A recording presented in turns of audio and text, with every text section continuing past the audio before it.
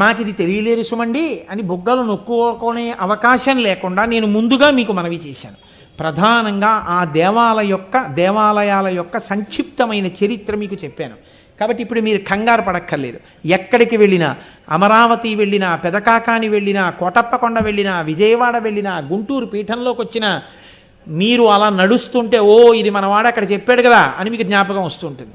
చక్కగా చూసి సంతోషంగా తరించి ఆనందించి తిరిగొచ్చి ఈశ్వరానుగ్రహాన్ని పరిపూర్ణంగా పొందుదురు. కానీ ఇవాళ రథసప్తమి కాబట్టి ఇటువంటి రోజున ఒక్కసారి ఆ క్షేత్రాల్ని తలుచుకున్నా విన్నా కూడా, ఆ మహాత్ముల పేర్లు విన్నా కూడా భగవానుడు ఎంతో సంతోషిస్తాడు. వేరొక రోజున చెప్పడం ఎందుకు, ఇవ్వాలే చెప్దాము అని ఈ విషయాన్ని చెప్పడం జరిగింది. విచిత్రం ఏమిటో తెలుసా అండి? కేవలం ఏదో బస్సులు వేసుకుని మీరు వెళ్ళడం కాదు, మిమ్మల్ని ఆహ్వానించడానికి గుంటూరు శృంగగిరి పీఠం తరపున అన్ని కార్యక్రమాలు చేసే మహానుభావుడు హరిప్రసాదరావు గారు రేపు బయలుదేరి కాకినాడ వచ్చి సభాముఖంగా మిమ్మల్ని అందరినీ ఆహ్వానించడానికి వస్తున్నారు. అంటే ఎంత మర్యాదగా తీసుకెళ్ళడానికి ఉన్నారో చూడండి. కాబట్టి సంతోషంగా ఈ అవకాశాన్ని ఎవరో పేర్లు ఇచ్చారులా ఉంది, నాకు ఆ విషయాల్లో నాకు ప్రవేశం లేదు. కాబట్టి మీరు చక్కగా ఈ అదృష్టాన్ని పరిపూర్ణముగా అనుభవించెదరుగాక. కాబట్టి రేపటి రోజున మళ్ళీ విరాట పర్వాన్ని పునఃప్రారంభం చేస్తాను. నేను నిన్నటి రోజు ఉపన్యాసం పూర్తి చేయడానికి పూర్వం చెప్పినటువంటి ఉపకీచక వధ ఘట్టంలో అంతటి ప్రాజ్ఞుడు, సాక్షాత్ ధర్మరాజు గారి తర్వాత పుట్టినటువంటి వాడు, వాయుపుత్రుడైనటువంటి భీమసేనుడు కూడా కీచకుడి వెంటే ఉపకీచకులు ఉంటారు అన్న విషయాన్ని గుర్తెరగడంలో వైక్లభ్యాన్ని పొందాడు. దానివల్ల ఎంత ప్రమాదం ముంచుకొచ్చిందో అది మనిషి తన ఊహ చేత జయించడం సాధ్యమయ్యే విషయం కాదు. ఇప్పుడు నేను వస్తుంటే మా దొరగారు నాతో అదే మాట్లాడుతున్నారు. మీరు చూడండి, కీచకుడిని సంహరించడానికి ఒక ప్రణాళిక వేశారు. ఉపకీచక వధకి ప్రణాళిక ఏం లేదు. అది ఆపద అంటారు దాన్ని. ఆపద అంటే మీరు వెంటనే ఊహించి పరిష్కరించడానికి వీలైనటువంటి సమస్య కానిది. ఆపద గట్టెక్కాలి అంటే మీరు దేన్ని ఈశ్వరుని యొక్క అనుగ్రహం దానికి తోడుగా వస్తేనే ఆపదని గట్టెక్కగలరు. ఈశ్వరానుగ్రహం ఎందుకు కలగాలి? మీరు దేన్ని అనుష్ఠిస్తున్నారు అన్నదాన్ని బట్టి ఈశ్వరానుగ్రహం కలుగుతుంది. అందుకే మీకు సనాతన ధర్మంలో మీరు ఎన్ని విన్నారు అన్నదానికి ఉన్నటువంటి విలువ కొంత మాత్రమే, మీకు ఎన్ని తెలుసు అన్నదానికి ఉన్న విలువ కొంత మాత్రమే, మీకు తెలుసున్నది మీరు ఎంత అనుష్ఠిస్తారు అన్నదానికి చాలా ఎక్కువ విలువ. నమ్మి ఒక నామం చెప్పారనుకోండి, అది గట్టెక్కిస్తుంది. నమ్మి ఒక్క భక్తితో కూడినటువంటి ధర్మావలంబనంలో ఒక్క గుణం మీ యందు ప్రకాశించిందనుకోండి, అది మిమ్మల్ని గట్టెక్కిస్తుంది. ఇది ఏదైనా సరే మీ యొక్క అనుష్ఠాన పర్యంతంలోకి రావాలి. ఆ రావడం అన్నది కుదరలేదనుకోండి, అవకాశాన్ని బట్టి ఈశ్వరుడు, అవకాశాన్ని బట్టి భక్తి, అవకాశాన్ని బట్టి ధర్మము అన్న లక్షణం నిత్య జీవితంలో లౌకిక వ్యవహారములను నడిపించేటప్పుడు లాభసాటిగా ఎలా ఉంటుందని ఆలోచించి ప్రవర్తించేటటువంటి ఆలోచన సరళి ధార్మిక జీవనమునందు కూడా ప్రతిబింబించి ప్రవేశించిందనుకోండి, ఖచ్చితంగా ప్రమాదానికి హేతు అవుతుంది. ఎప్పుడు ఈశ్వరానుగ్రహం స్థిరంగా మిమ్మల్ని వెన్నంటి కాపాడుతుందంటే మీకు పూనిక అన్నది చెదరనిదై ఉండాలి. ఈ పూనిక చెదరకుండా ఉండడం కోసమే అసలు నిజానికి ఎన్ని విన్నా ఈశ్వరుడు ఏదో గత జన్మలలో చేసుకున్న పుణ్యానికి ఒక విభూతిని ఒకదాన్ని ఇస్తాడండి. ఇవాళ నేను 4 మాటలు చెప్పానంటే ఈశ్వరానుగ్రహం, అందులో నా గొప్పతనం ఏం లేదు. ఒకరు ఏదో ఒక గొప్ప కావ్యాన్ని రచన చేశాడంటే ఈశ్వరానుగ్రహం, అందులో ఆయన గొప్పతనం ఏం ఉండదు. కానీ నా గొప్పతనం లేదు అని గ్రహించి సమాజాన్ని ఈశ్వర స్వరూపంగా చూసి సమాజము యొక్క ఉన్నతి కొరకు ఎవడు తిరిగి పునరంకితం చేస్తాడో వాడు ప్రాసాద బుద్ధితో బతికి తన జీవితాన్ని ధన్యం చేసుకున్న మహాపురుషుడు. అది ఏర్పడడం కోసమని మీకు ఈ సమస్త సాహిత్యం వచ్చింది. ఈ సాహిత్య ప్రయోజనాన్ని మీరు అందుకోకుండా కేవలం కథాభాగంగా మీరు దాన్ని విన్నారనుకోండి, దాని యొక్క విలువ ఎక్కడి వరకు పరిమితం అయిపోతుందంటే అది ఒక సంఘటనకి పరిమితం అయిపోతుంది. అప్పుడు అది చరిత్ర. ఉపకీచకులు ద్రౌపదిని ఆ కీచకుడి శవానికేసి కట్టేశారు. ఆవిడ అరిచింది, భీముడు విన్నాడు. ఆయన శ్మశానం దగ్గరికి వెళ్ళి చెట్టు పీకి నిలబడితే గంధర్వులు అనుకున్నారు. వాళ్ళ 105 మందిని సంహరించాడు. ఇప్పుడు మీకేమైనా ప్రయోజనం ఉందా దీంట్లో? ఇది మీరు విన్నారు. ఇంత కష్టపడి మీ అందరూ వచ్చి ఇక్కడ కూర్చున్నారు. మీ అందరూ ఇక్కడ కూర్చుంటే ఒక్కొక్క మనిషి నిన్న ఈ ఘట్టం వింటే, ఒక్కొక్కరు గంట సేపు వింటే, సభలో ఎన్ని వేల మంది ఉన్నారో అన్నీ ఇంటూ 1 గంటకి ఇన్ని వేల గంటలంటే అన్ని వేల గంటల కాలస్వరూపమైన ఈశ్వర శక్తికి నేను జవాబుదారి. ఎందుకంటే మీ సమయాన్ని నేను తీసుకున్నాను. నేను అది చెప్పి వదిలిపెట్టేశాను అనుకోండి, అప్పుడు నేను ఈ పీఠం మీద కూర్చోవడానికి అనర్హుణ్ణి. నేను సంఘటనా వివరణం ఒకటే చేశాను.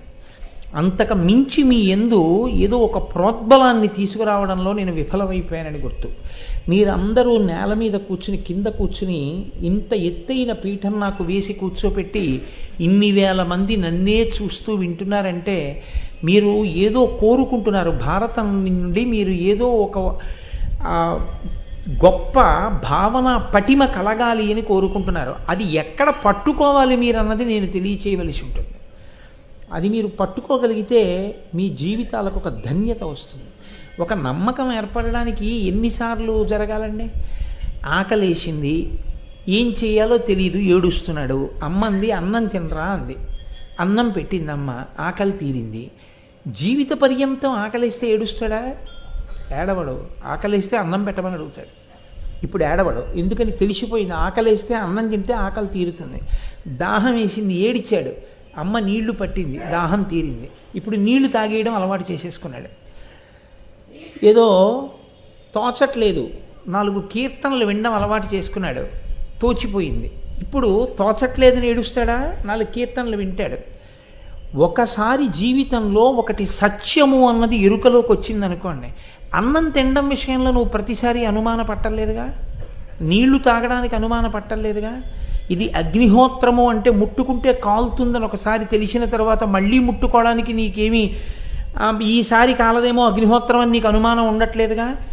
ఇతిహాసాన్ని వేదవ్యాసుడి వంటి మహాపురుషుడు, తిక్కనగారి వంటి సోమయాజీ మనకు అందించినప్పుడు వినడం వల్ల కలగవలసినటువంటి పూనిక ఎటువంటిదంటే, దీన్ని నేను అనుష్ఠాన పర్యంతంలోకి తెచ్చుకుని నేను కూడా ఆపద నుంచి గట్టెక్కగలను, ఈ పూనిక రావాలి.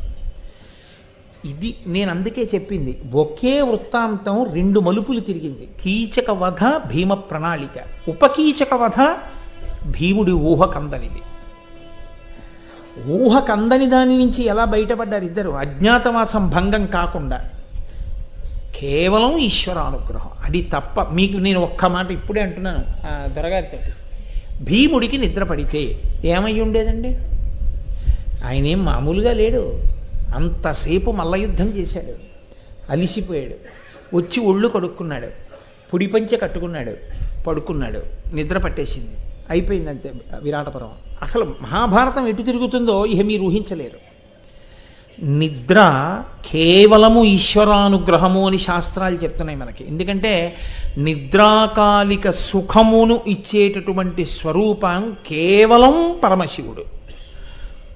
అటువంటి శివానుగ్రహం నిద్ర పట్టకపోవడంగా భీముని యందు ప్రవర్తించింది.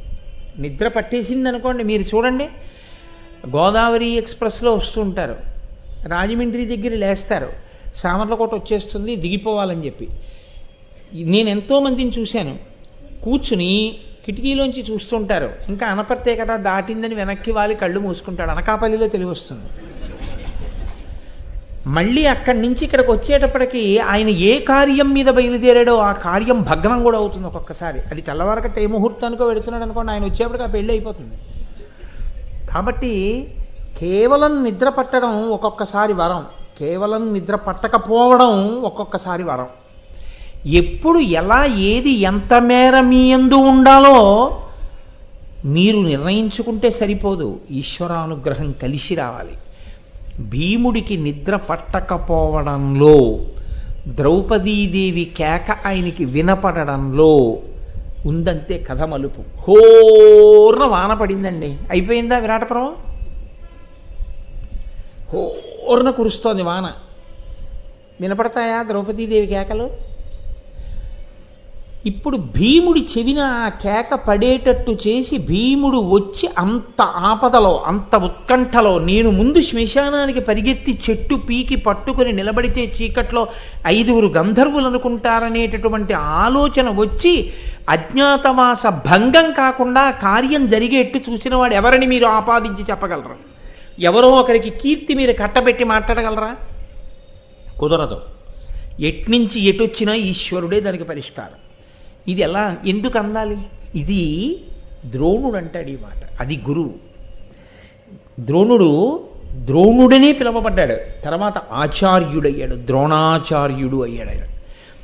అందరూ ఒకలా మాట్లాడితే ద్రోణుడు ఒకలా మాట్లాడతాడు. ఎందుకు మాట్లాడతాడో తెలుసా అండి? పూనిక, నమ్మకం ఉన్నవాడు, ఈశ్వరుణ్ణి నమ్మినవాడు, గురువుని నమ్మినవాడు ఒకలా మాట్లాడతాడు. నేను ఇందాక అన్నానే, లౌకికమైన కార్యక్రమ నిర్వహణ ఎలా ఉంటుందో ఈశ్వర భక్తి అలా ఉన్నవాడి మాట ఒకలా ఉంటుంది. అది పూర్ణమైనటువంటి పూనికతో ఉండదు. మీకు నేను ఇంకొక విషయం చెప్తా విరాట పర్వం నుంచి, బాగా గమనించండి. నిన్న ద్రౌపదీదేవి ఏమంది? 13 రోజులుందమ్మా, ఇంక 13 రోజులుంది, నేను కొంచెం నా మర్యాద చెల్లించుకోవలసిన అవసరం, ఇంకొక 13 రోజులు నీ అంతఃపురంలో ఉంటాను. నా భర్తలైన 5 గంధర్వులు నిజరూపాలతో నీకు కనపడతారు. నాకు చేసిన ఉపకారానికి వారు ఉత్తినే వెళ్ళరు, నీకు మహోపకారం చేస్తారంది అన్నది కదా నిన్న ద్రౌపదీదేవి. 13 రోజులు ఉండగా ఈ సంఘటన జరిగింది అని చెప్పకనే చెప్తోందా లేదా? ఇది 6 నెలల ముందు జరిగి ఉంటే, కీచకుడు అజ్ఞాతవాసం 13 రోజుల ముందే ద్రౌపదిని చూడాలని ఎక్కడుందంటే? 2 రోజులు కదా చచ్చిపోయాడు. 13, 2, 15 రోజులు అంటే పక్షం ముందు ద్రౌపదీదేవిని చూశాడు. అప్పటికి ఆవిడ ఎన్ని నెలల నుంచి ఉంటుంది అక్కడ? 10 నెలల పైచిలుకు నుంచి ఉంటుంది. అంతకు ముందే ఎప్పుడో అప్పుడు కీచకుడికి అక్క దగ్గరికి ఎడదామన్న బుద్ధి పుట్టి ద్రౌపదీదేవిని చూసి ఉంటే, కీచక సంహారం జరిగి ఉంటే దుర్యోధనుడు పసిగట్టాడు. పసిగట్టి ఉత్తరగోగ్రహణం దక్షిణగోగ్రహణం ఏకకాలంలో చేశాడు. అది వెళ్ళిన 2 నెలల తర్వాత జరిగి ఉంటే విరాట పర్వంలో అజ్ఞాతవాసం పూర్తి అయి ఉండేదా? కేవలం 13 రోజుల ముందు వరకు ద్రౌపదీదేవి కీచకుడి కంట పడకుండా ఉండడంలో ద్రౌపదీదేవి గొప్పతనం ఉంది అని మీరు చెప్తే, నేనంటాను 15 రోజుల ముందు పడడంలో కూడా మరి ద్రౌపదీదేవి గొప్ప ఉండాలి కదా అంటారు. ఆవిడ ఆయన కంట పడింది అంటే ఆవిడ కావాలని ఆయన కంట పడలేదే. యాదృచ్ఛికము అంటాం, కాకతాళీయము అంటే ఒక కాకి చెట్టు మీద వాలడం ఎలా ఉంటుందో తాటి చెట్టు మీద అలా, మన చేతిలో లేని విషయం. 13 రోజుల ముందు మాత్రమే చూశాడు కాబట్టి కీచక వధ జరిగింది, అజ్ఞాతవాసము పూర్తయింది. ఎవరు ఆపారంటారు కాలగతిలో దీన్ని? ఇది ఈశ్వరుడు అంటే. ఇదే సనాతన ధర్మాన్ని మీరు జాగ్రత్తగా పరిశీలనం చేసి చూస్తే ఏ గురువు చెప్పినా ఇదే మాటలు చెప్తారు. ఏ గురువు చెప్పనివ్వండి, ఇదే మాట చెప్తారు. దీపం ఉండగా ఇల్లు చక్కబెట్టుకో, ఈశ్వరుడు నీకు ఇచ్చినటువంటి జీవన కాలాన్ని, జీవితాన్ని సద్వినియోగం చేసుకుని గట్టెక్కేసే ప్రయత్నం చెయ్యి. ఒక్కసారి ఇది పడిపోయిందంటే మళ్ళీ ఇందులోకే వస్తావన్న నమ్మకం ఏం లేదు. ఒకవేళ వచ్చినా మహాభారతం రామాయణం మీద ఆసక్తి కలిగిన వాడివై, నమ్మకం ఉన్నవాడివై పుడతావని నమ్మకం లేదు. పుట్టినా నీకు చెప్పేవాడు ఒకడు దొరుకుతాడని నమ్మకం లేదు. దొరికినా నీకు విశ్వాసం నిలబడుతుందని నమ్మకం లేదు. నిలబడినా నువ్వు అనుష్ఠించడానికి ప్రతిరోజు నీకు అటువంటి సమాజంలో బ్రతికేటటువంటి అదృష్టం కలిగిన వాడిగా ఉంటావని నమ్మకం లేదు. దానికి ప్రతిబంధకములు ఎక్కువగా ఉండే జీవితంలో ఉండకుండా ఉంటామని నమ్మకం లేదు. ఈ జన్మలో ఇప్పుడు ఇచ్చిన దాన్ని వదిలి ఏదో జన్మలో ఏదో సాధిస్తానంటే ఎలా కుదురుతుంది? తస్మాత్ జాగ్రత్త. వాళ్ళు ఏ ధర్మం పట్టుకున్నారో అది వాళ్ళకి ఈశ్వరానుగ్రహాన్ని ప్రతి క్షణం అందిస్తోంది. ఆపద అన్నది వాళ్ళ దగ్గరకి వెళ్ళలేకపోతోంది. మీరు బాగా గమనించండి. ఆపదని పాండవులు గట్టెక్కుతున్నారా? ఆపదలు పాండవుల్ని చుట్టుముట్టలేకపోతున్నాయా? మీరు జాగ్రత్తగా గమనించండి. ఆపదని పాండవులు గట్టెక్కుతున్నారు అని మీరు నాతో అన్నారనుకోండి, నేనంటాను అలాంటప్పుడు ఉపకీచక వధని కూడా భీముడు ఊహించి ఉండాలి అని నేనంటాను. అవునా కాదా? ఉపకీచకి వధని ఊహించలేకపోయాడు భీముడు అంటే ఆపద ఆయన మేధస్సుకు అందకుండా వచ్చి మీద పడింది. కానీ గట్టెక్కాడు. తన మేధస్సుతో గట్టెక్కకుండా అకస్మాత్తుగా ఒకటి కలిసొచ్చి గట్టెక్కాడంటే అది ఎట్నుంచి కలిసి వచ్చిందో మీరు చెప్పలేని స్థితి. అదే ఈశ్వరుడు. ఎట్నుంచి వచ్చి కలిసి వచ్చింది? ఆయన ధర్మానుష్ఠానంలోంచే కలిసి వచ్చింది. అందుకే మన మతం అన్న మాట లేదు అసలు. నిజానికి మతం అంటే మనిషి పరిమితమైనటువంటి మనిషి యొక్క మేధస్సులోంచి పుడితే మతం. ఇది ఒకరి మనసులోంచి పుట్టింది కాదు. అందుకే దీనికి ఇంకొక దానికి పోలికే లేదు. దీని పేరు సనాతన ధర్మము అంతే. సనాతనము. దీని పుట్టుక చెప్పగలవా? చెప్పడం కుదరదు. దానికి పుట్టుక అన్నది లేదు. ఈ సృష్టికర్త అయినటువంటి ఈశ్వరుడు ఎప్పుడు పుట్టాడో ఈ ధర్మం కూడా అప్పుడే పుట్టింది. ఎలా పుట్టింది? వేదము ప్రమాణముగా పుట్టింది. నాకు నా ఊపిరికి తేడా లేనట్టే. నేను పుట్టగానే నా ఊపిరి పుట్టింది. నా ఊపిరి పుట్టినప్పుడు నేను పుట్టాను. ఈశ్వరుడు ఊపిరి అభేదం. ఈశ్వరుడి ఊపిరే వేదం. కాబట్టి వేదమే ఈశ్వరుడు. వేదమే ప్రమాణముగా కలిగినది సనాతన ధర్మము. ఇది వినడం మనకి అంత గొప్ప స్థితిని, అటువంటి పూనికని కల్పించడానికి ఉపయోగపడాలి. అలా ఉపయోగపడిన నాడు మీరు ఆలోచించండి, భ్రష్టమైపోవడానికి సిద్ధంగా ఉన్నటువంటి అనేక జీవితాలలో అమృతపు వర్షం కురుస్తుంది.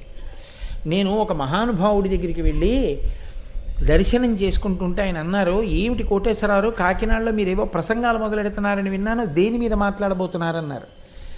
అయ్యా, మీ వంటి పెద్దల దగ్గర దీని మీద మాట్లాడుతున్నానని చెప్పగలిగిన సమర్థత కలవాడను కాను, కానీ విరాట పర్వం గురించి ప్రసంగం చేయబోతున్నాను అన్నాను. అంటే ఆయన నాతో అన్నారు, ఓ విరాట పర్వమా, అమృతవర్షం అన్నారు. ఎంత పెద్ద మాట చూడండి. ఆయన ఏమన్నారంటే వర్షం అనలేదు, అమృత వర్షం అన్నారు. అమృత వర్షం అంటే అమృతము మళ్ళీ సావనివ్వనిది, మళ్ళీ పుట్టనివ్వనిది. మళ్ళీ చావనివ్వనిది అంటే ఇదే చిట్ట చివరి చావు చెయ్యగలిగినది. ఇదే చిట్ట చివరిసారి శరీరం పడేట్టు చేస్తుంది. ఇక మళ్ళీ పుట్టడు కనుక ఇక మళ్ళీ చావడు. దాన్ని అమృతం అంటారు. అమృతం తాగితే ఏమవుతారు? చావరు. అమృతపు వాన అన్నారు ఆయన. అమృతపు వృష్టి. అది అలా ఇలా కాదు, తడిసిపోయేట్టు చేస్తుంది. ఎందుకని? అంత కష్టంలో వాళ్ళు ఎలా గట్టెక్కారన్నది నువ్వు పట్టుకోగలిగితే నీ జీవితం కూడా అలా గట్టెక్కగలిగినటువంటి ఆలంబనం నీకు దొరుకుతుంది. అది దొరకవలసింది దొరికేస్తుంది అంతే. కాబట్టి అంత గొప్ప విరాట పర్వం. సరే, కీచకవధ ఉపకీచకవధ పూర్తయింది. ద్రౌపదీదేవి సంతోషంగా ఉంది. ఈలోగా వేగుల వాళ్ళు ఆ సమయంలో భరతఖండం అంతా తిరుగుతున్నారు దుర్యోధనుడి పనుపున. మీతో నేను మొట్టమొదటి రోజునే విజ్ఞాపన చేశాను. మొదటి రోజో 2-3 రోజుల్లోనో అసలు విరాట పర్వ ప్రారంభమే ఈశ్వరానుగ్రహం. 12 ఏళ్ళు పూర్తయిపోయి 13వ ఏడు అజ్ఞాతవాసంలోకి ఎడుతున్నాడంటే 3 నెలల ముందు నుంచి వీళ్ళు ఎక్కడికి ఎడుతున్నారో కనిపెట్టమంటే అయిపోయింది అజ్ఞాతవాసం. ఇంత బలం ఉన్నవాడు, ఇంతమంది గూఢచారులు ఉన్నవాడు ఆ మాట అనలేదు. అన్నా కూడా గూఢచారులు ఎటు వెళ్తున్నారో పట్టుకోలేకపోయారు. ఎలా పట్టుకోలేకపోయారంటే అక్కడే ఉన్నాడు ఈశ్వరుడు మరి. కాబట్టి వాళ్ళు విరాట్ నగరంలోకి వెళ్ళిపోగలిగారు. ఇప్పుడు ఈ గూఢచారులు భరతఖండం అంతా తిరిగారు. తిరిగి వాళ్ళు మాట్లాడిన మాటలు మీరు గమనించాలి. తిక్కన గారి గొప్పతనం ఎక్కడుందంటే, దుర్యోధనుడు ఎన్ని చెప్పి పంపించాడన్నది మీకు ఇప్పుడు దుర్యోధనుడి మాటలు అక్కర్లేదు, వేగుల వాళ్ళు మాట్లాడిన మాటల్ని బట్టి తెలుస్తుంది. అయ్య బాబోయ్, ఇంత వెతికారా, ఎలాగా తప్పుకున్నారండి అసలు వీళ్ళు అని అనిపిస్తుంది మీకు. అలా అనిపించడంలో ఈశ్వరుడు ఉన్నాడు అనిపిస్తుంది. వాళ్ళు అన్నారు, అసలు ఆ లోపలికి వెడుతున్నప్పుడు దుర్యోధనుడి యొక్క అంతఃపుర ప్రాంగణ ప్రవేశ ద్వారం ఎంత గొప్పగా ఉంటుందో చెప్తారు. నిలబడినటువంటి ఏనుగుల నుంచి స్రవిస్తున్నటువంటి మదజలంతో అదంతా బురదైపోయి ఉందిట. యవ్వని వాకిట నిభమద పంకంబు రాజభూషణ రజో రాజినడగు అంటుంది ద్రౌపది ధర్మరాజు గురించి. అలా మదజలాలతో తడిసిపోయి ఉంది. అలంకృతులైనటువంటి అనేక మంది స్త్రీలు ఒకళ్ళనొకళ్ళు తోసుకుంటూ లోపల సేవలు చేయడానికి వెళ్ళడం వల్ల వాళ్ళ మెళ్ళల్లో వేసుకున్నటువంటి హారములు ఆభరణములు తెగి నేల మీద పడి ఉన్నాయిట. అంటే ఎంత త్వరగా ఎంత తొందరగా దుర్యోధనాదుల్ని సేవించుకోవాలని లోపలికి వెళ్ళారో చూడండి. పరిచారికలు ఆయన దగ్గర పనిచేస్తున్నటువంటి సేవకులే అంత ఐశ్వర్యవంతులై ఉంటే ఇంకా దుర్యోధనుడి ఐశ్వర్యానికి అంతెక్కడుంది? ఇటువంటి వాడు లోపలున్నాడు. వేగుల వాళ్ళు లోపలికి వెళ్ళారు. వెళ్ళి జయధ్వానం చేశారు. ప్రభు దర్శనమునందు జయధ్వానంతో ప్రారంభం. జయము జయము మహారాజా అంటూ మొదలుపెట్టారు. ఏమైంది మీరు వెళ్ళిన కార్యం అని అడిగాడు. వాళ్ళు ఒక మాట చెప్పారు, మేము ఎత్తైన ప్రదేశాలు ఎక్కాం, పల్లంగా ఉన్న ప్రదేశాల్లోకి దిగాం. అంటే ఏదో పైనుంచి ఇలా కిందకి చూడటం కాదు, పల్లపు ప్రదేశాల్లోకి దిగాం.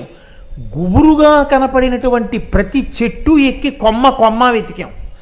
కొమ్మల్లో ఏమైనా చెట్ల మీద దాక్కున్నారేమో అని. పెద్ద పెద్ద చెట్లు కనపడితే వాటి తొర్రల్లో చూసాం.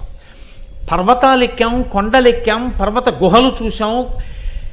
మేము చూడనిది అంటూ ఏమీ లేదు, అన్నీ వెతికేశాం, అన్ని ఊళ్ళు వెతికేశాం. ధర్మరాజు గారు ఎక్కి తిరిగేటటువంటి రథం ద్వారకానగరం వైపుకి వెళ్ళడం చూశాం. కాబట్టి ద్వారకానగరంలో వీధి వీధి ఇల్లు ఇల్లు వెతికేశాం. అంటే వాళ్ళ రథం అంటే వెళ్ళింది కాబట్టి ధర్మరాజు కూడా ద్వారకలో దాక్కుంటాడు, ఎందుకంటే కృష్ణుడు కాపాడతాడని అక్కడికి వెళ్ళుంటారనుకున్నారు. ఈశ్వరానుగ్రహం కావలసిన వాడు గుళ్ళో దాక్కోక్కర్లేదు, ఎక్కడ ఉన్నా వాడికి ఈశ్వరానుగ్రహం కలుగుతుంది.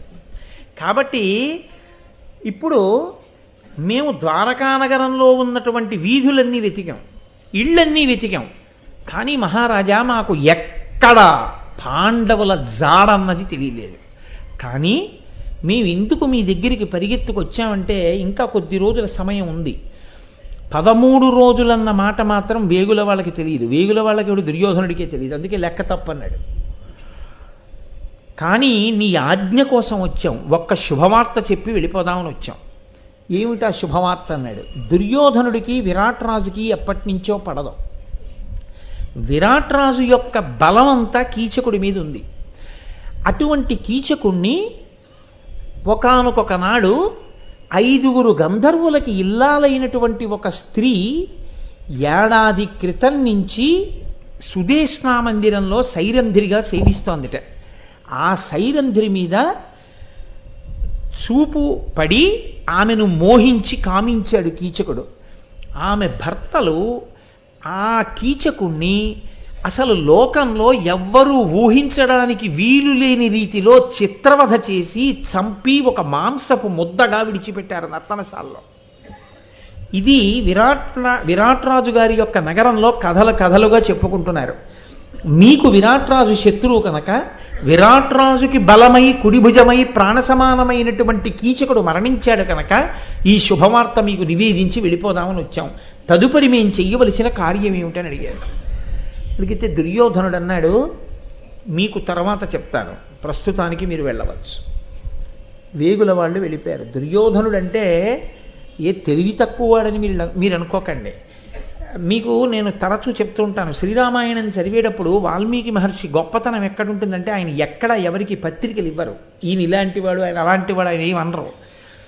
ఎవడెలాంటివాడో మీరు గమనించాలి. తెల్లవారకట్ట లేచి సీతమ్మ మీద కామంతో తలుచుకున్నాడు రావణుడు. మంచివాడా చెడ్డవాడా? వాల్మీకి చెప్పడం ఎందుకు, మీకు అర్థం కాదా? అంతే. తెల్లవారుజామున లేచి రాముడు 4 గంటలకి స్నానం చేసి సంధ్యావందనం చేసుకున్నాడు. ఎవరేం చేశారో చెప్తారు, మీరు ఎవరెలాంటి వాళ్ళో నిర్ణయించుకోవాలి. తిక్కన గారు కూడా చాలా చమత్కారంగా చెప్తారు. నేను మీతో మాట్లాడతాను, మీరు వెళ్ళండి అన్నాడు.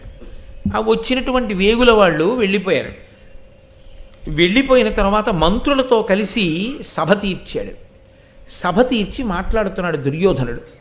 ఆయన మాట్లాడడం అంటే ఎప్పుడూ ఎలా ఉంటుందో మీరు ఆలోచించండి.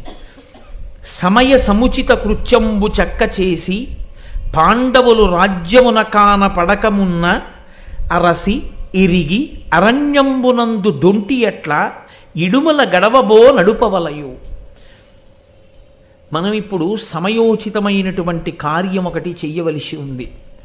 పాండవులు అజ్ఞాతవాసంలో ఉన్నారు, చాలా నెలలు గడిచిపోయి. తొందరగా పాండవులు ఎక్కడ ఏ రూపాలతో ఉన్నా మనం పట్టుకోవాలి. పట్టుకుని పాండవుల్ని గుర్తించేస్తే మళ్ళీ పాండవులు 12 ఏళ్ళు అరణ్యవాసం, 1 సంవత్సరం అజ్ఞాతవాసానికి వెళ్ళిపోతారు. మీరు ఒకటి ఆలోచించండి, మేము వెళ్ళామంటే వాళ్ళు ఇప్పుడు తన అర్ధరాజ్యం ఇవ్వనంటున్నాడుగా, అంత మొండితనం వాళ్ళు ఉంటే ఆయన నమ్మకం ఏమిటో తెలుసా అండి? ధర్మరాజు అలా అనడం. అందుకే విచిత్రం ఏమిటంటే 12 సంవత్సరం అజ్ఞాతవాసం అయిపోయిందంటాడు భీష్ముడు, అవలేదంటాడు దుర్యోధనుడు. ఎవరు చెప్తే నమ్ముతాడు? ఆఖరికి వేగుల వాళ్ళని పిలిచన్నాడు, మీరు మారువేషంలో వెళ్ళి ధర్మరాజుని అడగండి అయిపోయిందో లేదో అన్నాడు. వాళ్ళు మారువేషంలో వెళ్ళి ధర్మరాజుని అడిగారు, అయిందా నిజంగా అజ్ఞాతవాసం ఏడాది అన్నారు. అయిపోయిందని ఆయన లెక్క చెప్పాడు. ఆయన లెక్క వినలేదు దుర్యోధనుడు. ధర్మరాజు గారు చెప్పారు అయిపోయింది టండి అన్నాడు. అయితే అయిపోయింది ఉంటుందన్నాడు. అంటే నమ్మకం ఏమిటో తెలుసా అండి? ధర్మరాజు అబద్ధం ఆడటం, ధర్మరాజు ధర్మం తప్పడం.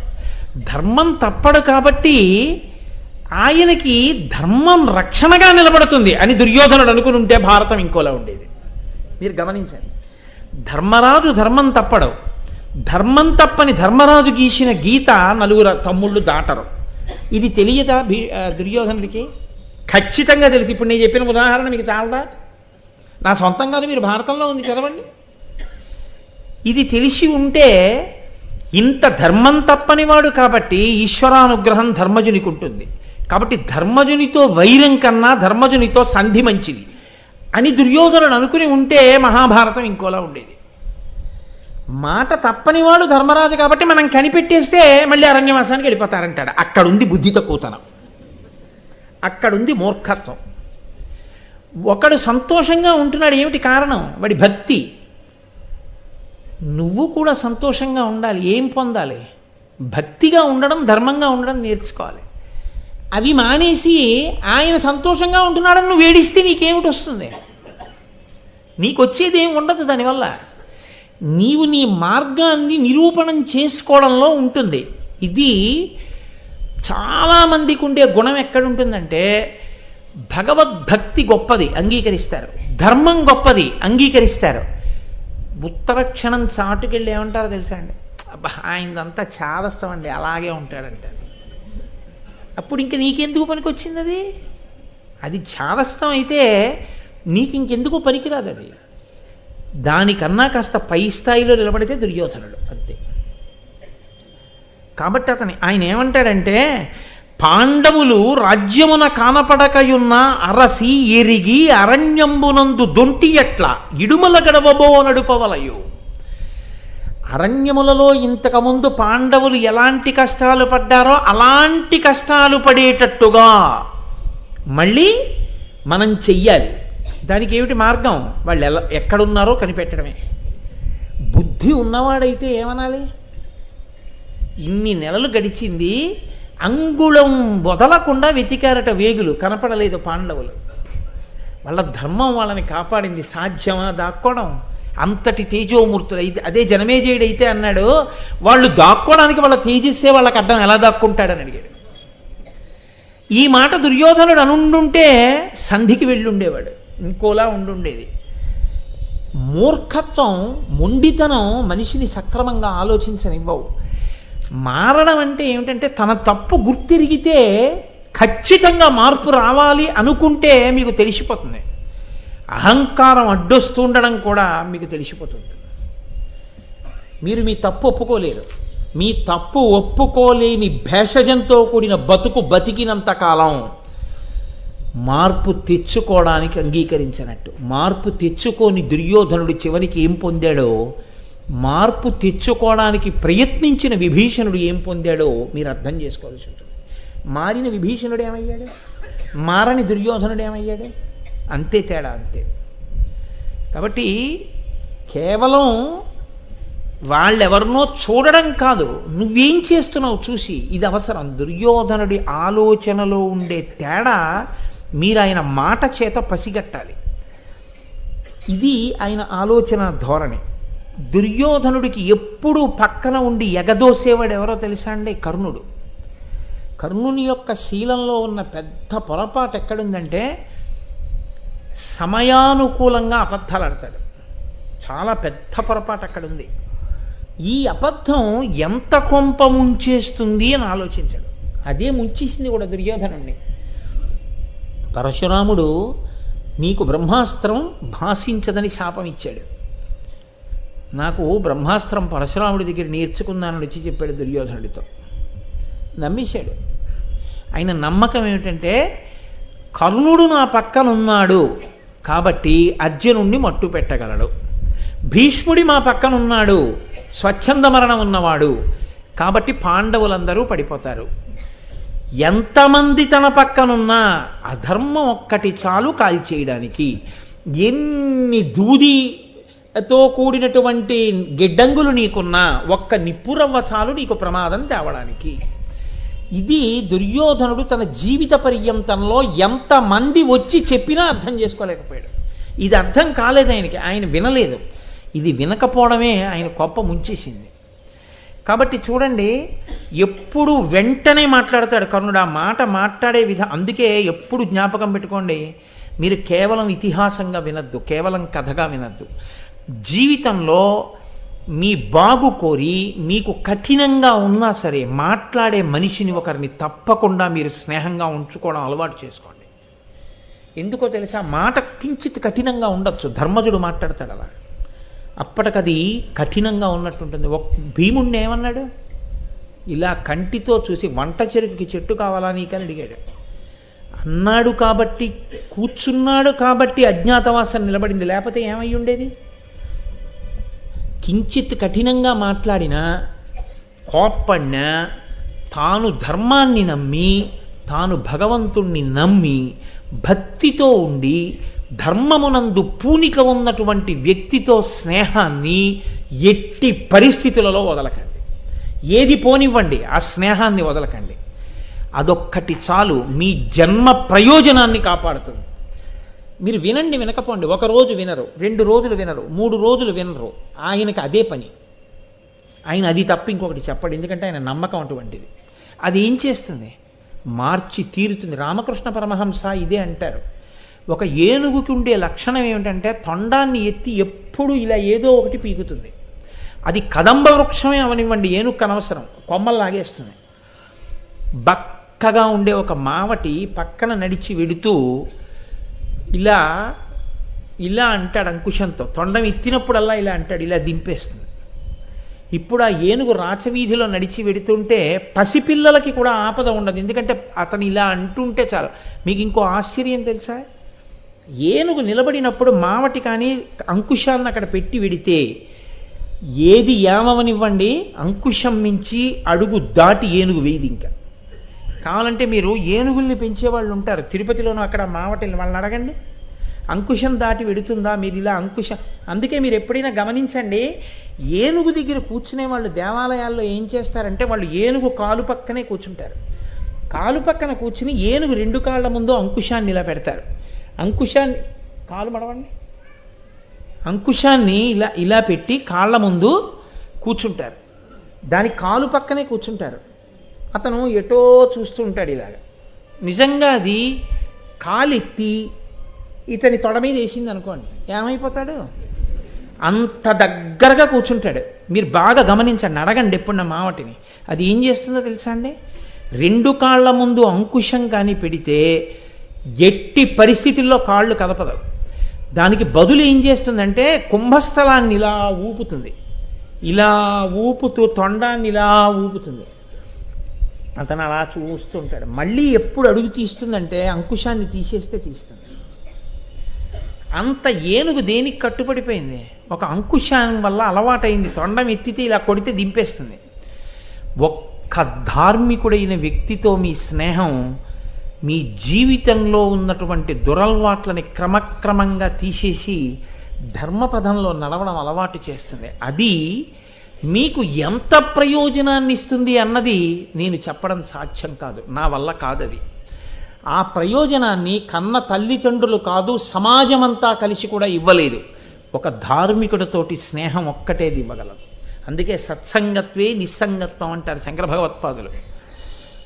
ఇది దుర్యోధనుడికి లేదు. అతనికి ఉన్న పెద్ద ప్రమాదం ఎక్కడొచ్చిందంటే అసలు అతన్ని ఎప్పుడూ రెచ్చగొడతాడు. ఒక మాట అన్నాడు అనుకోండి, వెంటనే అతని ఆలోచన ఇంకొక వైపుకి వెళ్ళనివ్వడు కర్ణుడు. ఇలా చేస్తే ఏమవుతుంది అంటాడంతే. ఏదైనా సరే తృణప్రాయం. మీరు చూడండి, భీష్ముడు తృణప్రాయం, ద్రోణుడు తృణప్రాయం, కృపాచార్యుడు తృణప్రాయం. నేను అన్నానది కాదు, మీరు చదవండి ఒకసారి. ఎంత దానకర్ణుడైతే ఎవరికి కావాలి. మాట యందు ఎంత అధిక్షేపిస్తాడో, ప్రతివాణ్ణి అధిక్షేపిస్తాడు. నువ్వు పోయే వరకు నేను యుద్ధానికి రానన్నాడు భీష్మాచార్యులంతటి మహానుభావుణ్ణి. ఆఖరణ ఆయన అంపశయ్య మీద పడుకుంటే అప్పుడు వచ్చాడు దిగులు పడి. అప్పుడు బుద్ధి చెప్పారు భీష్మాచార్యుల వారు. అంత అధిక్షేపణ. వెనక్కి వెళ్ళి నించో అన్నాడు ద్రోణాచార్యుల వారిని ఉత్తర గోగ్రహణంలో. అటువంటి మహానుభావుడు ద్రోణుడు. అన్నిటికన్నా ప్రమాదం అధిక్షేపించి మాట్లాడడం, ప్రత్యేకించి గురువుని. నువ్వు గురువు గారు అని ఒకసారి పిలిస్తే వెంటనే కట్టడి ఉండాలి. ఇంకా నువ్వు ఆయనని అతిక్రమించి మాట్లాడే అధికారాన్ని నువ్వు కోల్పోయావు, నీ అంత నువ్వు వదులుకున్నావు. కాబట్టి నువ్వు గురువుగారిని పిలిచావు. నువ్వు గురువుగారిని పిలిచిన తర్వాత ఇంకా ఆయన ఎందు వంక పెట్టి మాట్లాడే అధికారం నీకు లేదు. ఒకవేళ ఆయనకి ఏదైనా వంకర ఉంటే ఆయన దిద్దుకుంటారు. ఆయన వంకర చెప్పడానికి ఆయనకు గురువుగారు ఉన్నారు. నువ్వు మాత్రం పనికి రావు దానికి. అది నీ బాధ్యత కాదు. నీవు కొడుకువైతే నీ తండ్రి సేవ చేయడమే తప్ప నీ తండ్రిలో వంకర చూడడానికి నువ్వు కొడుకుగా సరిపోవు. చంద్రశేఖర భారతి ఇదే అంటారు. గురువుకి శిష్యుడికి అయితే శిష్యుడికి గురువు యొక్క వంకర చూసే అధికారం లేదు. అసలు ఆ ప్రసక్తి రాకూడదు. అది వచ్చింది గురువు వదిలిపెట్టేయవలసి ఉంటుంది. ఎందుకంటే ఇంకా అది చాలా ప్రమాదకరమైన పోకడ కింద గుర్తు. కాబట్టి చూడండి, ఎక్కడ వస్తుందంటే దుర్యోధనుడికి ప్రమాదం పక్కనున్న కర్ణుడి మాటల్లోంచి వస్తుంది. మీరు విరాట పర్వాన్ని విరాట పర్వంగా కథగా వినవద్దని నేను అందుకే పునఃపునః మనవి చేస్తున్నాను. కథాభాగంగా చెప్తారు. ఎందుకు చెప్పాలి, ఎందుకు ఆంధ్రీకరించాలి తిక్కన గారు? ఇది మన జీవితాల్ని పండించే సందేశంతో ఉంది కాబట్టి. ఇప్పుడు మీరు ఎవరి మాటలు ఎక్కువ లెక్కలోకి తీసుకోకూడదో కూడా దృష్టిలో పెట్టుకోవాలి. జల్లెడ గొప్పతనం ఎక్కడుంది? మీరు ఏది పోసినా ఏమందో. జల్లెడ కదిలింది అనుకోండి, ఏది తన కన్నములలోంచి దిగిపోతుందో దాన్ని అంతటినీ వదిలేస్తుంది. ఏది అంతకన్నా పెద్దదో దాన్ని తనలో ఉంచుకుంటుంది. అంతే. అదే జల్లెడ శక్తి. మీరు సమాజం అన్న తర్వాత చాలామంది మీ చుట్టూ వస్తారు. మీరు వింటూ ఉంటే సుచీంద్రంలో ధర్మరాజు గారు అంటారు, చీపురు పుల్లు ఇటు పెడితే ఇటు ఎడుతుంది జల్లెడలా. అందులో మంచి ఉంటే పట్టాలి, పుల్లుంటే వదలాలి. అది రాలేదనుకోండి, ప్రతి మాటకి మీరు ప్రభావితులు అయిపోయారనుకోండి, ప్రమాదం వస్తుంది, జీవితం పాడైపోతుంది. అంటే చూడండి ఎక్కడుందో దుర్యోధనుడు పాడవడం అన్నది. కర్ణుడు అంటాడు, వివిధ దుర్నిరూపవేషముల్గైకొని నిఖిల దిశలయందు నిపుణ వృత్తి నిరుగునట్లుగా అనేకుల బుచ్చిన నెల్లి నేటిలోన నిరుగబడరే. అంతే అర్థమైంది ఆయనకి పాండవులంటే. అది పెద్ద విషయం ఏమిటన్నాడు. అంతే. కొంతమంది చూడండి చాలా చులకనగా మాడతారు. ఆయనన్న మాట అసలు వాడా అంటారు. అంతే. ఎవరి పేరు మీరు ఎత్తండి, ఆయన అన్న మాట ఉండదు అసలు. వాడండే మనకి తెలుసండి అంటారు. మనకంటారు నాకనరు. నాకంటే వాళ్ళకి తక్కువ మనకి అన్నింటి మనకి ఏమిటో బహువచనం ఏమిటో మనకి తెలిసండి అంటాడు. ఏదైనా సరే మనం చేసేద్దాంలేండి అంటాడు. అన్నీ ఉత్తిది, వాడేం చేయలేడు. అన్నిట ప్రగల్భమే. అంటే చులకన భావం అన్నమాట. అవతల వారి ఎందు చాలా నైత్య సంధానం. వాడెంత. కర్ణుడికి ఎన్నడూ అవతల వారి ప్రజ్ఞ గుర్తెరగలేడు. ఇది చాలా ప్రమాదకరమైన పోకడండి. అవతల వారి యందు ఉన్న ప్రజ్ఞని గుర్తెరగకపోవడం మనిషి పతనానికి హేతు. కాబట్టి అంటున్నాడు, పాండవుల అది పెద్ద విషయం ఏంటి? అన్ని దిక్కులకి వేగుల వాళ్ళని పంపించండి, ఎక్కడున్నా పట్టేస్తారు. మరి వెళ్ళొచ్చిన వాళ్ళు ఏం చెప్పారు? మరి వెళ్ళారుగా వాళ్ళందరూ. మిట్టలెక్కాం, పల్లాలెక్కాం, గుహల్లోకి వెళ్ళాం, కొండల్లోకి వెళ్ళాం, నీళ్లల్లో దూరం, ఇళ్లల్లోకి వెళ్ళాం, వీధుల్లోకి వెళ్ళాం, నిప్పుల్లో దూకాం, నీళ్లల్లో దూకాం. పాండవులు కనపడలేదనేగా చెప్తున్నారు ఇన్ని నెలల నుంచి వెతికి. మరి ఈ సలహా ఏంటి? మాట్లాడే ముందు ఏమైనా యుక్తాయుక్త విచక్షణ ఉందా అంటే, మీరు ఇంగ్లీష్లో బయాస్ అనో మాట అంటుంటారు. Bias, prejudice. అంటే అతను సమస్యని సమస్యగా చూడడు, సమస్యని వ్యక్తుల కోణంలో చూస్తాడు. పాండవులంటే పడదు కాబట్టి పాండవుల్ని పట్టుకోవడం పెద్ద లెక్క ఏమిటి? వాళ్ళని ఎలా అయినా పట్టుకోవచ్చు. ఇంతకన్నా దారుణమైన ఆలోచన ఉన్నవాడు ఎవరో తెలుసా అండి? దుశ్శాసనుడు. అసలు మీరు ఆయన మాటలు వింటే ఆశ్చర్యపోతారు. ఆయన అన్నాడు, వలవదురోయ పాండవుల వారొక యూరటలేని త్రిప్పటన్ బలమరి వన్య సత్వముల పాల్పడి చచ్చిన చోట బూరియున్ మొలవదయింత కింకిట మనోముదమొస్తలితంబుకాన విచ్చల విడి రాజ్యలక్ష్మిదగు చందమునన్ కొనియాడు మున్నతిన్. ఏంటి ఇంకా పాండవులు పాండవులు పాండవులు, ఇంకా పాండవుల్ని వెతకడం, పాండవుల్ని పట్టుకోవడం. 12 అరణ్యవాసాల్లో తిరిగి బడలిపోయారు. అజ్ఞాతవాసంలో దాక్కోవడంలో ఏ జంతువు తినేసి శుభ్రంగా రక్తం మాంసం నాకేస్తే ఎముకలు కూడా భూమిలోకి వెళ్ళిపోయి పచ్చగడ్డి మొలిచి మిగిలిన పశువులు తింటుంటాయి. ఇంకా ఏ పాండవులు ఏంటి? ఆ మాట వదిలి బారేసి హాయిగా రాజ్యలక్ష్మిని అనుభవించాను నేను. అంత తేలిక. ఎవరి దుశ్శాసనుడు? మీరు ఆలోచించండి. ఏ పాటి పటిమ ఉన్నవాడు. పాండవులలో ధర్మరాజు గారి పేరులో దా అన్న అక్షరం పలకడానికి అర్హత లేనివాడు వాడు అంత డాబుగా మాట్లాడతాడు. మాట్లాడిన వాళ్ళందరూ గొప్పవాళ్ళని మీరు అనుకోకండి. అసలు ఎవడు ప్రాజ్ఞుడో వాడు చాలా గంభీరంగా మాట్లాడతాడు. ఆయన మాట చాలా విలువతో కూడినదై ఉంటుంది, చాలా లెక్క కట్టినదై ఉంటుంది. ఇతరుల యందు గొప్పతనాన్ని వెతుకుతాడు. నేనెంత వాడిని అంటాడు. మీరు చూడండి, ఈ దుశ్శాసనుడు స్వతహాగా ఎందుకు పనికిరాడు. పెద్ద వీరుడా కాదు, చదువుకున్నవాడా కాదు. ఏమిటొచ్చు దుశ్శాసనుడికి అంటే అంధకారంతో, మొండి పట్టుదలతో, మూర్ఖత్వంతో, యుక్తాయుక్త విచక్షణ లేకుండా అన్నయ్య ఏం చేయమంటే చేస్తాడు. అదొక్కటే ఆయనకి తెలుసు. తన జీవితాన్నంతటినీ ఎక్కడికి తీసుకెళ్ళి పెట్టేశాడో తెలుసా అండి? అన్నయ్య ఏం చెప్తే చేయడం. అన్నయ్య చెప్తున్నది ధర్మమా అనవసరం. అన్నయ్య ఏం చెప్తే చేస్తాడంతే. ద్రౌపదీదేవిని తీసుకురమ్మని అంతఃపురంలో ఉన్నటువంటి వ్యక్తిని ఒకడిని పంపిస్తున్నాడు. ఆయన భయపడ్డాడు, భీముడు చూస్తున్నాడని. నేను వెళ్ళి రమ్మన్నానన్న మాట గుర్తెట్టుకుని ఉత్తరోత్తరం ఎలా చంపేస్తాడో అని భయపడి వెళ్ళడానికి జంకుతున్నాడు. దుర్యోధనుడు పిలిచాడు. వీడు భయపడుతున్నాడు. రా భీముడిని చూసి నువ్వు వెళ్ళి తీసుకురా ద్రౌపదిని అన్నాడు. వెళ్ళి ఏదో కనుక్కొచ్చాడు. రానంటోంది, ఏదో ప్రశ్న అడిగింది. ఈడ్చుకురా అన్నాడు. వదిన గారు, నేను ఈడ్చుకురావడం ఏమిటన్నయ్యా, తప్పు కదా అనలేదు. జుట్టు పట్టి ఈడ్చి తీసుకొచ్చాడు సభలోకి. చీర విప్పేరా అన్నాడు. అన్నయ్య రజస్వల అన్నయ్య, ఆవిడ ఏకవస్త్ర, ఆవిడ చీర విప్పడం ఏంటన్నయ్య సభలో? వదిన గారు అన్నయ్య, మనకి కన్న తల్లి చీర విప్పడం ఎటువంటిదో వదిన గారి చీర విప్పడం అటువంటిది. మహాపతివ్రత సభలో విప్పడం ఏంటన్నయ్య, తప్పు కదా. ఆ మాట నువ్వు అనొచ్చా? అనలేదు, ఇప్పించాడు. కృష్ణ పరమాత్మ చీరలు ఇచ్చాడు, చేతులు నెప్పెట్టాయి, కింద కూర్చున్నాడు. ఘోషయాత్రలో దుర్యోధనుడు అన్ని దెబ్బలు దీని గంధర్వుల చేతిలో, ఇంకెందుకురా నా బతుకు చచ్చిపోతాను, నువ్వు రాజ్యం ఏలన్నాడు దుశ్శాసనుడు.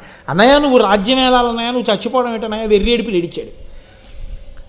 గుడ్డిగా నమ్మి అధర్మంతో ప్రవర్తించే వాళ్ళ వెనక తిరిగి అదే పనిగా జేజేలు కొట్టి అర్థం పర్థం లేని జీవితాన్ని గడిపేసి అదే తమ జీవితానికి సార్థకత అనుకుంటే ఏమైంది? వీడి గుండెలు బద్దలగొట్టి చీల్చి నెత్తురు తాగి ఆ నెత్తుటి చేతులతో వెళ్ళి ద్రౌపదీదేవి కురులకు రాసి ముడివేస్తారన్నాడు. శల్యపర్వంలో దుశ్శాసనుడు భీమసేనుడితో యుద్ధానికి వచ్చాడు. వాడి బ్రతుక్కి భీముడితో యుద్ధమా? ఓ 4 బాణాలు వేశాడు, ఆయన ధనస్సు విరగొట్టాడు. అమాంతం భీముడు రథంలోంచి కిందకి దిగి ఆ రోజున చేసిన యుద్ధం మీరు ఎప్పుడైనా శల్యపర్వం వింటారుగా? నా దగ్గర విన్నప్పుడు విందురుగా, నా దగ్గరే అక్కర్లేదు, ఎక్కడైనా వింటారుగా, లేకపోతే చదువుకుంటారుగా. కాబట్టి ఆ కర్ణుడు రథం మీద నిలబడి ఉన్నాడు. కర్ణుడు రథం మీద నిలబడి ఉండగా భీముడు దుశ్శాసనుణ్ణి చూసేటప్పటికి మీద పడి కుమ్మి మోకాలుతో గుండెల్ని గుద్ది అరికాలుతో పీక తొక్కి పైకెత్తి గిరగిర తిప్పి నేలకేసి కొట్టి మీద కూర్చుని గుండెలు చీల్చి నెత్తురు తీసి తాగుతుంటే ఇంత కర్ణుడు బాణం వేయడం మర్చిపోయి అలా ఉండిపోయాడు. అందరూ యుద్ధం ఆపేశారు. ఇంత బీభత్సమా అని నెత్తురు గుటకలు తాగేశాడు. తాగి ఆ నెత్తురు పట్టుకుని వెళ్ళి ద్రౌపదీదేవి కురులకు రాశాడు. ఎందుకంత ఘోరమైన చావు చచ్చాడు దుశ్శాసనుడు? అసలు అతని బతుకు దిద్దుకోవడం అతనికి రాదు. అంతటి మహాత్ముల జీవితాల గురించి మాట్లాడుతున్నాడు. కొందరు గురించి మాట్లాడేటప్పుడు మనకు అంత అర్హత ఉందా అన్నది ఆలోచించాలి. ఆ అర్హత లేకుండా ఎంత పెద్ద వాళ్ళని పెడితే అంత పెద్ద వాళ్ళ గురించి మాట్లాడడం మంచిది కాదు. అది కట్టి కుడుపుతుంది. మాట్లాడడం తేలికండి, చాలా తేలిక, మాట దాటేస్తుంది నాలుక. కానీ అది అనుభవంలోకి వస్తుంది ఒకనాడు. ఆ పాపం అనుభవంలోకి వచ్చాక తల్లడిల్లిపోతావు. అప్పుడు నిన్ను రక్షించేవారు ఉండరు. ఎందుకో తెలుసా? నువ్వు అనుభవించవలసిందే. ఎక్కడికి పోతుంది నువ్వు చేసిన పాపం? అది రాకుండా ఉండాలి. అది తెలియదు దుశ్శాసనుడికి. ఎంత బహుశः మహాభారతం మొత్తం మీద దుశ్శాసనుడంత దారుణంగా చచ్చిపోయినటువంటి వ్యక్తి కౌరవుల్లో ఇంకొకడు లేడు. అంత దారుణంగా చచ్చిపోయాడు. ఏమిటి మూట కట్టుకున్నాడు? అటువంటి వాడు పాండవుల గురించి వాళ్ళ ఎప్పుడో చచ్చిపోయి ఉంటారు, ఎముకలు భూమిలో పడిపోతే గడ్డి మొలిస్తే పశువులు తింటున్నాయి అన్నాడు. ఇది దుశ్శాసనుడు అంటే. ఇవన్నీ ఎవరు వింటుంటారో తెలుసా అండి? ఇవి వింటూ ఉంటాడు దుర్యోధనుడు. అదేమిట మళ్ళీ తెలియదా? ధర్మరాజు గారు చెప్తే సత్యం అంటాడు. ఇంత తెలుసున్నవాడు తప్పురా, నువ్వు చెప్తే చెప్పచ్చు కానీ బొత్తిగా అలా మాట్లాడకూడదు పాండవుల గురించి. వాళ్ళంటే ఏమనుకుంటున్నావు? ఏం మామూలు వాళ్ళు అనుకుంటున్నావా? ఏమిటి అతి మాటలు ఏమిటి? అలా మాట్లాడకూడదని ఒక్కనాటి కనడం. కర్ణపేయంగా వింటూ ఉంటాడు అవన్నీ. మీరు ఒకటి ఆలోచించండి. నాకు ఒక స్నేహితుడు ఉండేవాడు. వాడు ఎంత చమత్కారమైన మాట అనేవాడంటే, కోటేశ్వరరావు గారు నేను తలుచుకుంటే ప్రధానమంత్రిని కాగలడు, ప్రధానమంత్రి ఎప్పటికీ నా ఉద్యోగం మాత్రం చేయలేడు అనేవాడు. అంటే నాకు అర్థం కాక ఓ రోజున అదేమిటయా అని అడిగాను. అవునండి, 80 ఏళ్ళు వచ్చినా నేను ప్రధానమంత్రి పదవికి పోటీ చేయొచ్చు, 26 ఏళ్ళు దాటిపోతే కేంద్ర ప్రభుత్వ ఉద్యోగంలోకి తీసుకోరు, కాబట్టి ప్రధానమంత్రి నా పదవిలోకి రాలేడు, నేను ప్రధానమంత్రిని కాగలననేవాడు. అదో తృప్తి. ఏమనగలరు మీరు? ఇప్పుడు మీరు అది కాదనడానికి ఏం ఉండదు, కానీ అసలు ఆ మాటకు అర్థం ఏమైనా ఉందా? అందువల్ల ప్రధానమంత్రి తక్కువైపోయాడా, నువ్వు ప్రధానమంత్రి కన్నా గొప్పవాడి అయిపోయావా అంటే ఏం లేదు. కానీ వాడికి అదొక పెద్ద తృప్తి. ఎప్పుడు ఏమంటే ప్రధాని కన్నా నేను గొప్పవాడిని అంటూ ఉండేవాడు అది చెప్పి. ఇక మీరు వాడిని ఏమని అనగలరు చెప్పండి? అటువంటి ధూర్తతనంతో కూడి ఉంటారు కొంతమంది. అలా దుశ్శాసనుడు ఇలా మాట్లాడితే నిగ్రహించడు దుర్యోధనుడు. వచ్చిన పెద్ద సమస్య. ఇప్పుడు ద్రోణుడు మాట్లాడడం మొదలుపెట్టాడు. ఇది మీరు వినాలి. మీ గురించి లోకమంతా ఏమనుకుంటోంది తీసవతల బారేయండి, లెక్కలోకి రాదు. మీ గురించి పెద్దలు ఏమంటారు అది చాలా లెక్కలోకి వస్తుంది. మిగిలిన వాళ్ళ మాట వదిలేయండి, గాలి మాట, దానికి ఏముంది? లోకులు నిన్నను చూశారుగా ద్రౌపదీదేవి విషయంలో, అవి వదిలేయండి. వాళ్ళ గురించి పెద్ద పట్టింపు ఏమిటి? ప్రాజ్ఞులైన వారు మీ పేరు ప్రస్తావనకు వస్తే, అన్న మహానుభావుడండి అంటారా? ధర్మాత్ముడండి ఆయన అంటారా? పరమభక్తి తత్పరుడు, యోగ్యుడు అంటారా? అలా అనిపించుకుంటే నీవు ధన్యుడవు. పెద్దల చేత అలా అనిపించుకోలేకపోతే ఏదో తేడా ఉంది, నువ్వు మార్చుకోవలసి ఉంటుంది జీవితాన్ని. ద్రోణుడు ఏమంటున్నాడో చూడండి. క్షాత్ర సమగ్రులు, ఆర్యునుత గౌరవ దీప్తులు, వర్ణనీయ సౌభ్రాతృలు, ఉదాత్త దైవబల భవ్యులు, దివ్య సమానులు, ఆ పృథాపుత్రులు, వారి ఆపదలనందునే యోపిన ఇంకనైనా ఈ ధాత్రి గడంగి యూరయు విధంబున చెప్పుడు నేర్పులేర్పడం. ఎలాంటి మాటలు చెప్పాడో చూడండి. ఎటువంటి మహానుభావుడో అటువంటి మహానుభావుడు. అసలు మహాభారతంలో రహస్యం ఏమిటంటే, భూమి భారం పోవడానికి, కొన్ని కోట్ల మంది పాపాత్ములు తెగటారిపోవడానికి పరాశక్తి యొక్క అద్భుత విన్యాసము చేత సృజింపబడినటువంటి మహాపురుషుడు ద్రోణుడు. అందుకే ద్రోణుడు స్త్రీ పురుష సంబంధం చేత జన్మించినవాడు కాదు. అందుకే మనకి లోకంలో ఒక నానుడుంది, మహాత్ముల జననములు మీరెన్నవద్దు అంటారు. కారణం ఏమిటో తెలుసా అండి? పాంచభౌతిక శరీరంతో కర్మను అనుభవించడానికి పుట్టేవాళ్ళు పుడుతూనే ఉంటారు. కోట్ల మంది దీపపు పురుగులు పుట్టినట్టు పుట్టి పడిపోతుంటారు. నలినీ జలగత జలమతి తరళం తత్వజీవితమతిచయిత ఫలం విద్ధిర్వ్యాధ్యభిమానగ్రస్తం లోకం శోకచ హంత సమస్తం అన్నారు శంకర భగవత్పాదులు. ఒక మహాత్ముడు జన్మించాలంటే అమ్మవారు ఆశ్చర్యకరమైన లీల చేత కారణజన్ముడుగా సృష్టిస్తుంది. అంటే ఏదో ఫలితం ఉంది అని గుర్తు. భరద్వాజుడని ఒక ముని, ఒక మహర్షి, ఒక ఋషి ఆయన. ఆ భరద్వాజుడు వేదం చదువుకుని 10 మందికి వేదం పాఠం చెప్పుకుంటూ తృప్తిగా ఆశ్రమంలో జీవనం చేసేవాడు. ఆయన ఆశ్రమం కట్టుకున్న చోటకి అప్సరసలు వచ్చి ఎప్పుడూ స్నానం చేసి వాళ్ళందరూ కూడా అక్కడ విహారం చేస్తుండేవారు. అది ఆయనకి తెలుసు. కానీ ఆయనకి దానితో ప్రమేయం ఏం లేదు. ఆయన తపస్సు, ఆయన నిత్యతృప్తుడు. మీతో నేను ఒక మాట అన్నాను, యతీనాం భూషణం జ్ఞానం సంతోషోహిత్ ద్విజన్మనాం ఉద్యమం శత్రుహననం భూషణం భూతిమిచ్చతాం. యతి అంటే అర్థం ఏమిటంటే జ్ఞానము భూషణముగా కలిగినవాడు. బ్రాహ్మణుడు అంటే నిత్య సంతోషంతో ఉండేవాడు, తనకేదో రాలేదని ఏడిచేవాడు కాడు. సంతోషో హి ద్విజన్మనాం. కాబట్టి ఆయన ఎప్పుడూ సంతోషంతో తన వేదాధ్యయనం తాను చేసుకునేవాడు.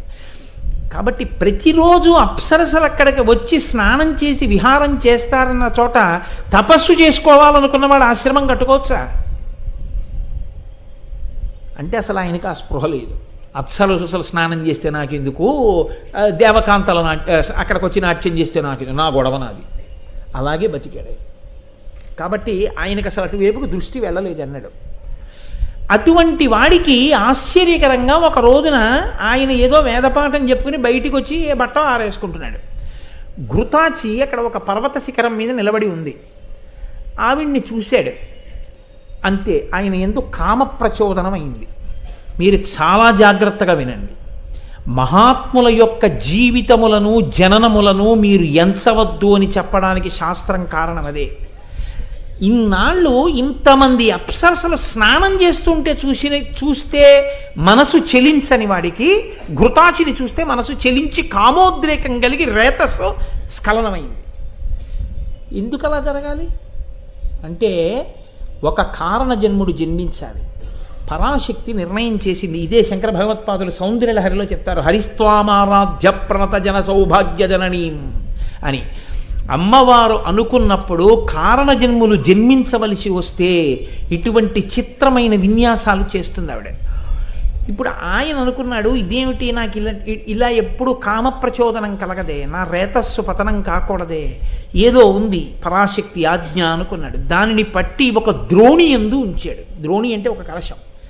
ద్రోణి యందు ఉంచాడు అంటే ఆయన గమనించాడు, అది సామాన్యంగా ఒక స్త్రీని చూస్తే కలిగే కామం కాదు, కానీ రేతస్ఖలనమునకు అంతకన్నా మార్గం లేదు. కాబట్టి అమ్మవారు ఆయన మనసు కదిలేట్టు చేసి రేతస్ఖలనం చేయించింది. ఆయన గుర్తుపట్టాడు, ఏదో ఉంది ఇందులో రహస్యం. ద్రోణి యందు పట్టి ఉంచాడు. అది సరి అయిన కాలములో లోపల పిండముగా అయిపోయింది. చిత్రం ఏమిటంటే స్త్రీ సంపర్కం లేదు. లేకుండా ద్రోణి యందు కలశములోంచి ఆయన జన్మించాడు. ద్రోణము నుండి జన్మించాడు కాబట్టి ద్రోణుడు అని పిలిచారు. ఇప్పుడు చెప్పండి, కారణజన్ముడా కాదా? ఖచ్చితంగా కారణజన్ముడు. ఇటువంటి ద్రోణుడు తండ్రి గారు శరీరం విడిచిపెట్టేసిన తర్వాత తాను గృహస్థుగా చేయవలసిన కార్యక్రమాలకి పక్కన ధర్మపత్ని ఉండకపోతే చెయ్యడానికి వీలు లేదు కనుక భార్యని స్వీకరించాడు, కామంతో కాదు. అది ఎవరిని? కృపాచార్యుడి చెల్లెలైనటువంటి కృపిని స్వీకరించాడు. భార్యని స్వీకరించిన తర్వాత సంతానం పొందడం ధర్మం కాబట్టి ఒక్క కొడుకుని కన్నాడు, అశ్వత్థామని. ఇప్పుడు ఆ అశ్వత్థామకి తాగడానికి పాలు కూడా లేక ఏడుస్తున్నాడు. కృపెంది ఇంత దరిద్రం ఏమిటాయా ఎవరినైనా అడిగింది. మీకు నేను మొన్నటి రోజున ఎప్పుడో చెప్పాను ఈ వృత్తాంతం. ద్రుపదుడి దగ్గరికి వెళ్ళడం అదిని. ఆయన ఆ రోజుల్లో ఎవరైనా ఇంత ద్రవ్యం ఇస్తే బాగుండును అని ఎదురు చూస్తున్నాడు. అలా అని ప్రతి ఇంటి ముందుకి వెళ్ళి చెయ్యి చాపడు. భాగవతంలో కుచేలుడు లాంటి వాడు. నీచకృత్యానికి ఒడిగట్టడు, ఐశ్వర్యం కోసం వెంపర్లాడడు. కాబట్టి ఇప్పుడు విన్నాడు, పరశురాముడు భూమండలాన్నంతటినీ కూడా బ్రాహ్మణులకు దానం చేసేస్తున్నాడు తన ద్రవ్యాన్నని. పరిగెత్తుకుంటూ పరశురాముడి దగ్గరికి వెళ్ళాడు, ఏదో కొంత ద్రవ్యం ఇస్తాడని. పరశురాముడు అన్నాడు, ఆయనకి అప్పటికే ఆగ్నేయాస్త్ర ప్రయోగం అవి వచ్చు, అగ్నివేశుడు నేర్పాడు. ఆయనకి ఎందుకో ధనుర్విద్య అంటే చాలా ఇష్టం. అమ్మవారి ఆజ్ఞ, అమ్మవారు ఆదేశించింది, అలా అందుకు సృష్టించింది. పరశురాముడి దగ్గరికి వెళ్ళి నేను నీ నుండి యాచించడానికి వచ్చానన్నాడు. ఆయన అన్నాడు, ఇప్పటికే నేను భూమిని కశ్యప ప్రజాపతికి ఇచ్చేశాను, నాకున్నదంతా బ్రాహ్మణులకు ఇచ్చేశాను, నాకు ఇవ్వడానికి ఏం లేదు. అయినా ఒక బ్రాహ్మణుడి వచ్చి చెయ్యి చాపావు, నేను నిర్దయగా పంపను, నా దగ్గర ధనుర్విద్య అంతా ఉంది, అది నీకు ఇచ్చేస్తానన్నాడు. ఆయన ఏమనాలి? నాకెందుకయ్యా ధనుర్విద్య అనాలి. ఆయన అన్నాడు, నాకు ఇమ్మన్నాడు. అంటే సాంగోపాంగంగా ధనుర్వేదంలో ఉన్న సమస్త శస్త్రములను కూడా ప్రయోగ ఉపసంహారములన్నింటినీ కూడా మంత్రపురస్సరంగా ఉపదేశం చేసి ద్రోణుడికి అప్పచెప్పేశాడు. ఇప్పుడు భరతఖండంలో ద్రోణుని మించినటువంటి శస్త్ర విశారదుడు లేడు. అటువంటి వాడు అనుకోకుండా హస్తినాపురం చేరుకున్నాడు. ఏదో పాండవులు పిల్లలు ఆడుకుంటున్నారు, నూతిలో బంతి పడింది, చాలా పెద్ద గొడవ. సరే, మొత్తానికి బంతి పైకి తీస్తే పిల్లలు అన్నారు, మీకేం కావాలన్నారు. రాజకుమారులు 2 గొలుసులు ఇవ్వండి అంటే ఇస్తారు. ఆయన అన్నాడు, ఒక ఆయన బయట ఊరు బయటకు వచ్చి నూతిలో పడిపోయిన బంతిని బాణలాఘవంతో తీశాడని మీ తాత భీష్ముడికి చెప్పండి అన్నాడు. వాళ్ళు వెళ్ళి భీష్ముడికి చెప్పారు. అప్పటి వరకు కృపాచార్యుడు నేర్పుతున్నాడు ధనుర్విద్య. గొప్ప ధనుర్విద్యా పారంగతుడు దొరికితే గురువుగా పెట్టాలని చూస్తున్నాడు భీష్ముడు. ఇది వినగానే భీష్ముడు బయటికి వచ్చాడు. వచ్చి మీరు పాండవులకి కౌరవులకి ధనుర్విద్య నేర్పండి అన్నాడు. ఆ తర్వాత తన జీవితంలో వెనక్కి తిరిగి చూడలేదు.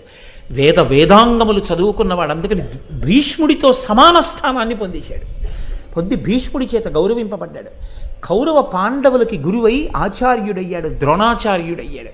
మీరు ఇంద్రుడు గారి ఎదురుగుండా వస్తోంది ఉత్తర గోగ్రహణం. అంతమంది ఎదురుగుండా కనపడితే అంత సైన్యం మొట్టమొదట హృదయం పరవశించిపోయింది అర్జునుడికి. ఎవరిని చూడగానో తెలుసా అండి?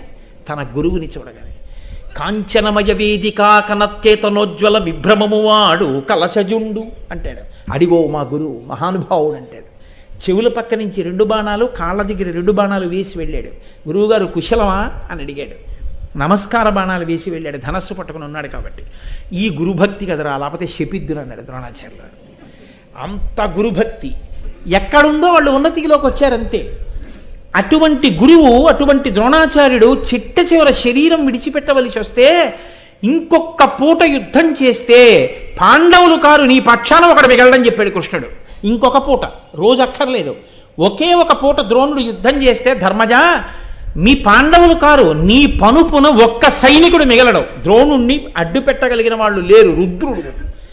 ఇంకా నువ్వు సత్యం సత్యం అంటే ఇంతకన్నా పెద్ద సత్యం ఉండదు ఈ సత్యాన్ని నిలబెట్టడం కన్నా. అశ్వత్థామ హతః కుంజరః ఎనుగుపోయిందని ఆ మాట అంటే వదిలేశాడు. అప్పటికే మీకు మహాభారతంలో ఆశ్చర్యం ఏమిటంటే సమస్త ఋషులు సప్తర్షి మండలం అంతా వచ్చేసింది కురుక్షేత్రానికి. తేజోరూపులై ద్రోణాచార్యుల వారి చెవుల దగ్గరికి వచ్చి నిలబడి, మహాత్మామి శరీరం పడిపోయే సమయం దగ్గరికి వచ్చేసింది. ఎవరి శరీరమైనా పడిపోవలసిందే, మీ శరీరం కూడా నిధనం అవ్వబోతోంది. కాబట్టి ఇంకా ధనస్సు విడిచిపెట్టేసేసి మీరు చక్కగా యోగ విద్యతో మీ ప్రాణాలన్నింటినీ కూడా ఉపసంహారం చేయండి అన్నారు. తర్వాత కూడా యుద్ధం చేశాడండి కొంతసేపు. ఆ తర్వాత ధనస్సుని విడిచిపెట్టాడు. ఇంత అందులో మీకు మొన్నటి రోజున చెప్పినట్టున్నాను నేను. ఒక్క ధర్మరాజు, కృష్ణుడు, భీష్ముడు, సంజయుడు, ఈ నలుగురికి తప్ప 5వ వాడికి కనపడలేదు. అరికాళ్ళ దగ్గర నుంచి ప్రాణాలన్నింటినీ కూడా నిమిషాల మీద లాగేశాడు. ఎంత యోగ విద్యో చూడండి.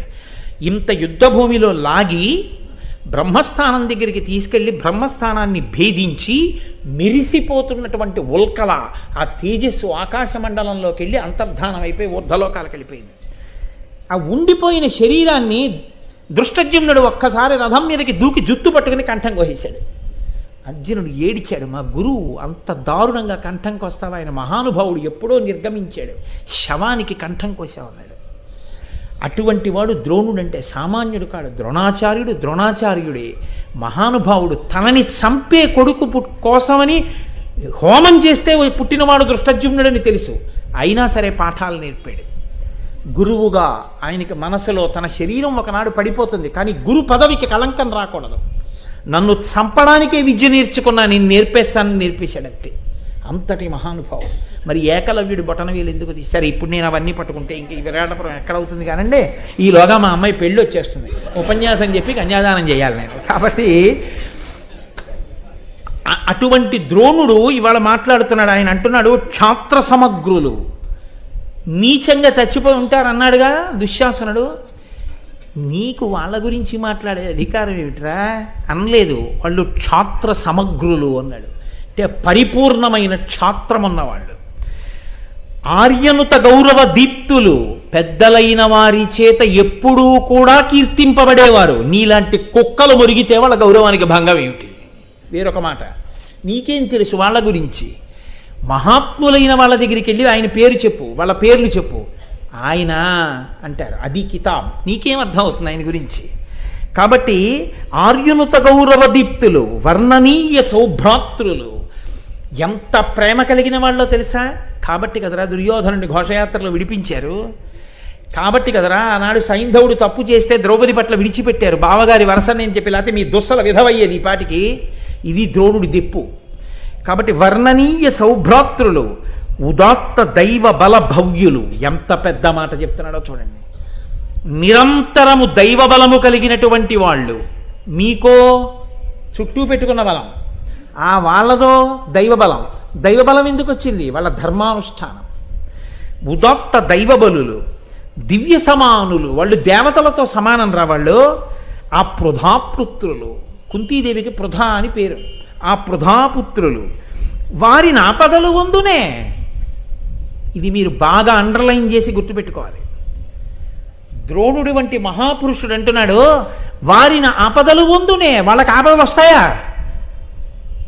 ఎవడు ధర్మాన్ని పట్టుకున్నాడో, ఎవడు దైవాన్ని నమ్మాడో వాడికి ఆపద లేదు. వాడిని చెరుద్దామన్నా చెరపలేరు, వాడిని ఈశ్వరుడు రక్షించుకుంటాడు. కాబట్టి వారిని ఆపదలు వంతునే.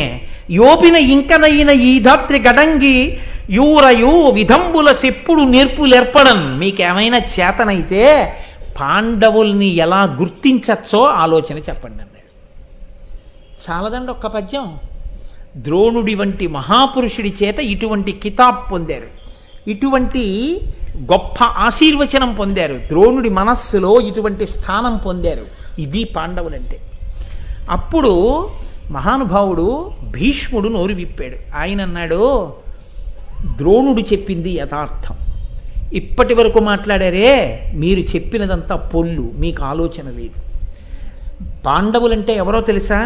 బ్రాహ్మణ భక్తియు, పరహిత శక్తియు, నిర్మలమతియును, నీతిరతియు, సత్యభాషణమును, సాధు పోషణమును, చిర వితరణమును, సేవ్యగుణము, సన్మార్గరక్షయు, ఉన్మత్త శిక్షయు, సంచితోదయము, కృపాతిశయము, బంధు సంప్రీతియు, భవ్య విభూతియు, శాస్త్రోపగమము, అస్కలిత దమము, సజ్జన స్థవనీయ సౌజన్యములను, ధర్మ సంచిత బహుధన ధాన్యములను కలుగు అక్షీణ పుణ్య దోహలుడు ధర్మసూనుడున్న దేశంబున మానవులకు కొదవకలదే.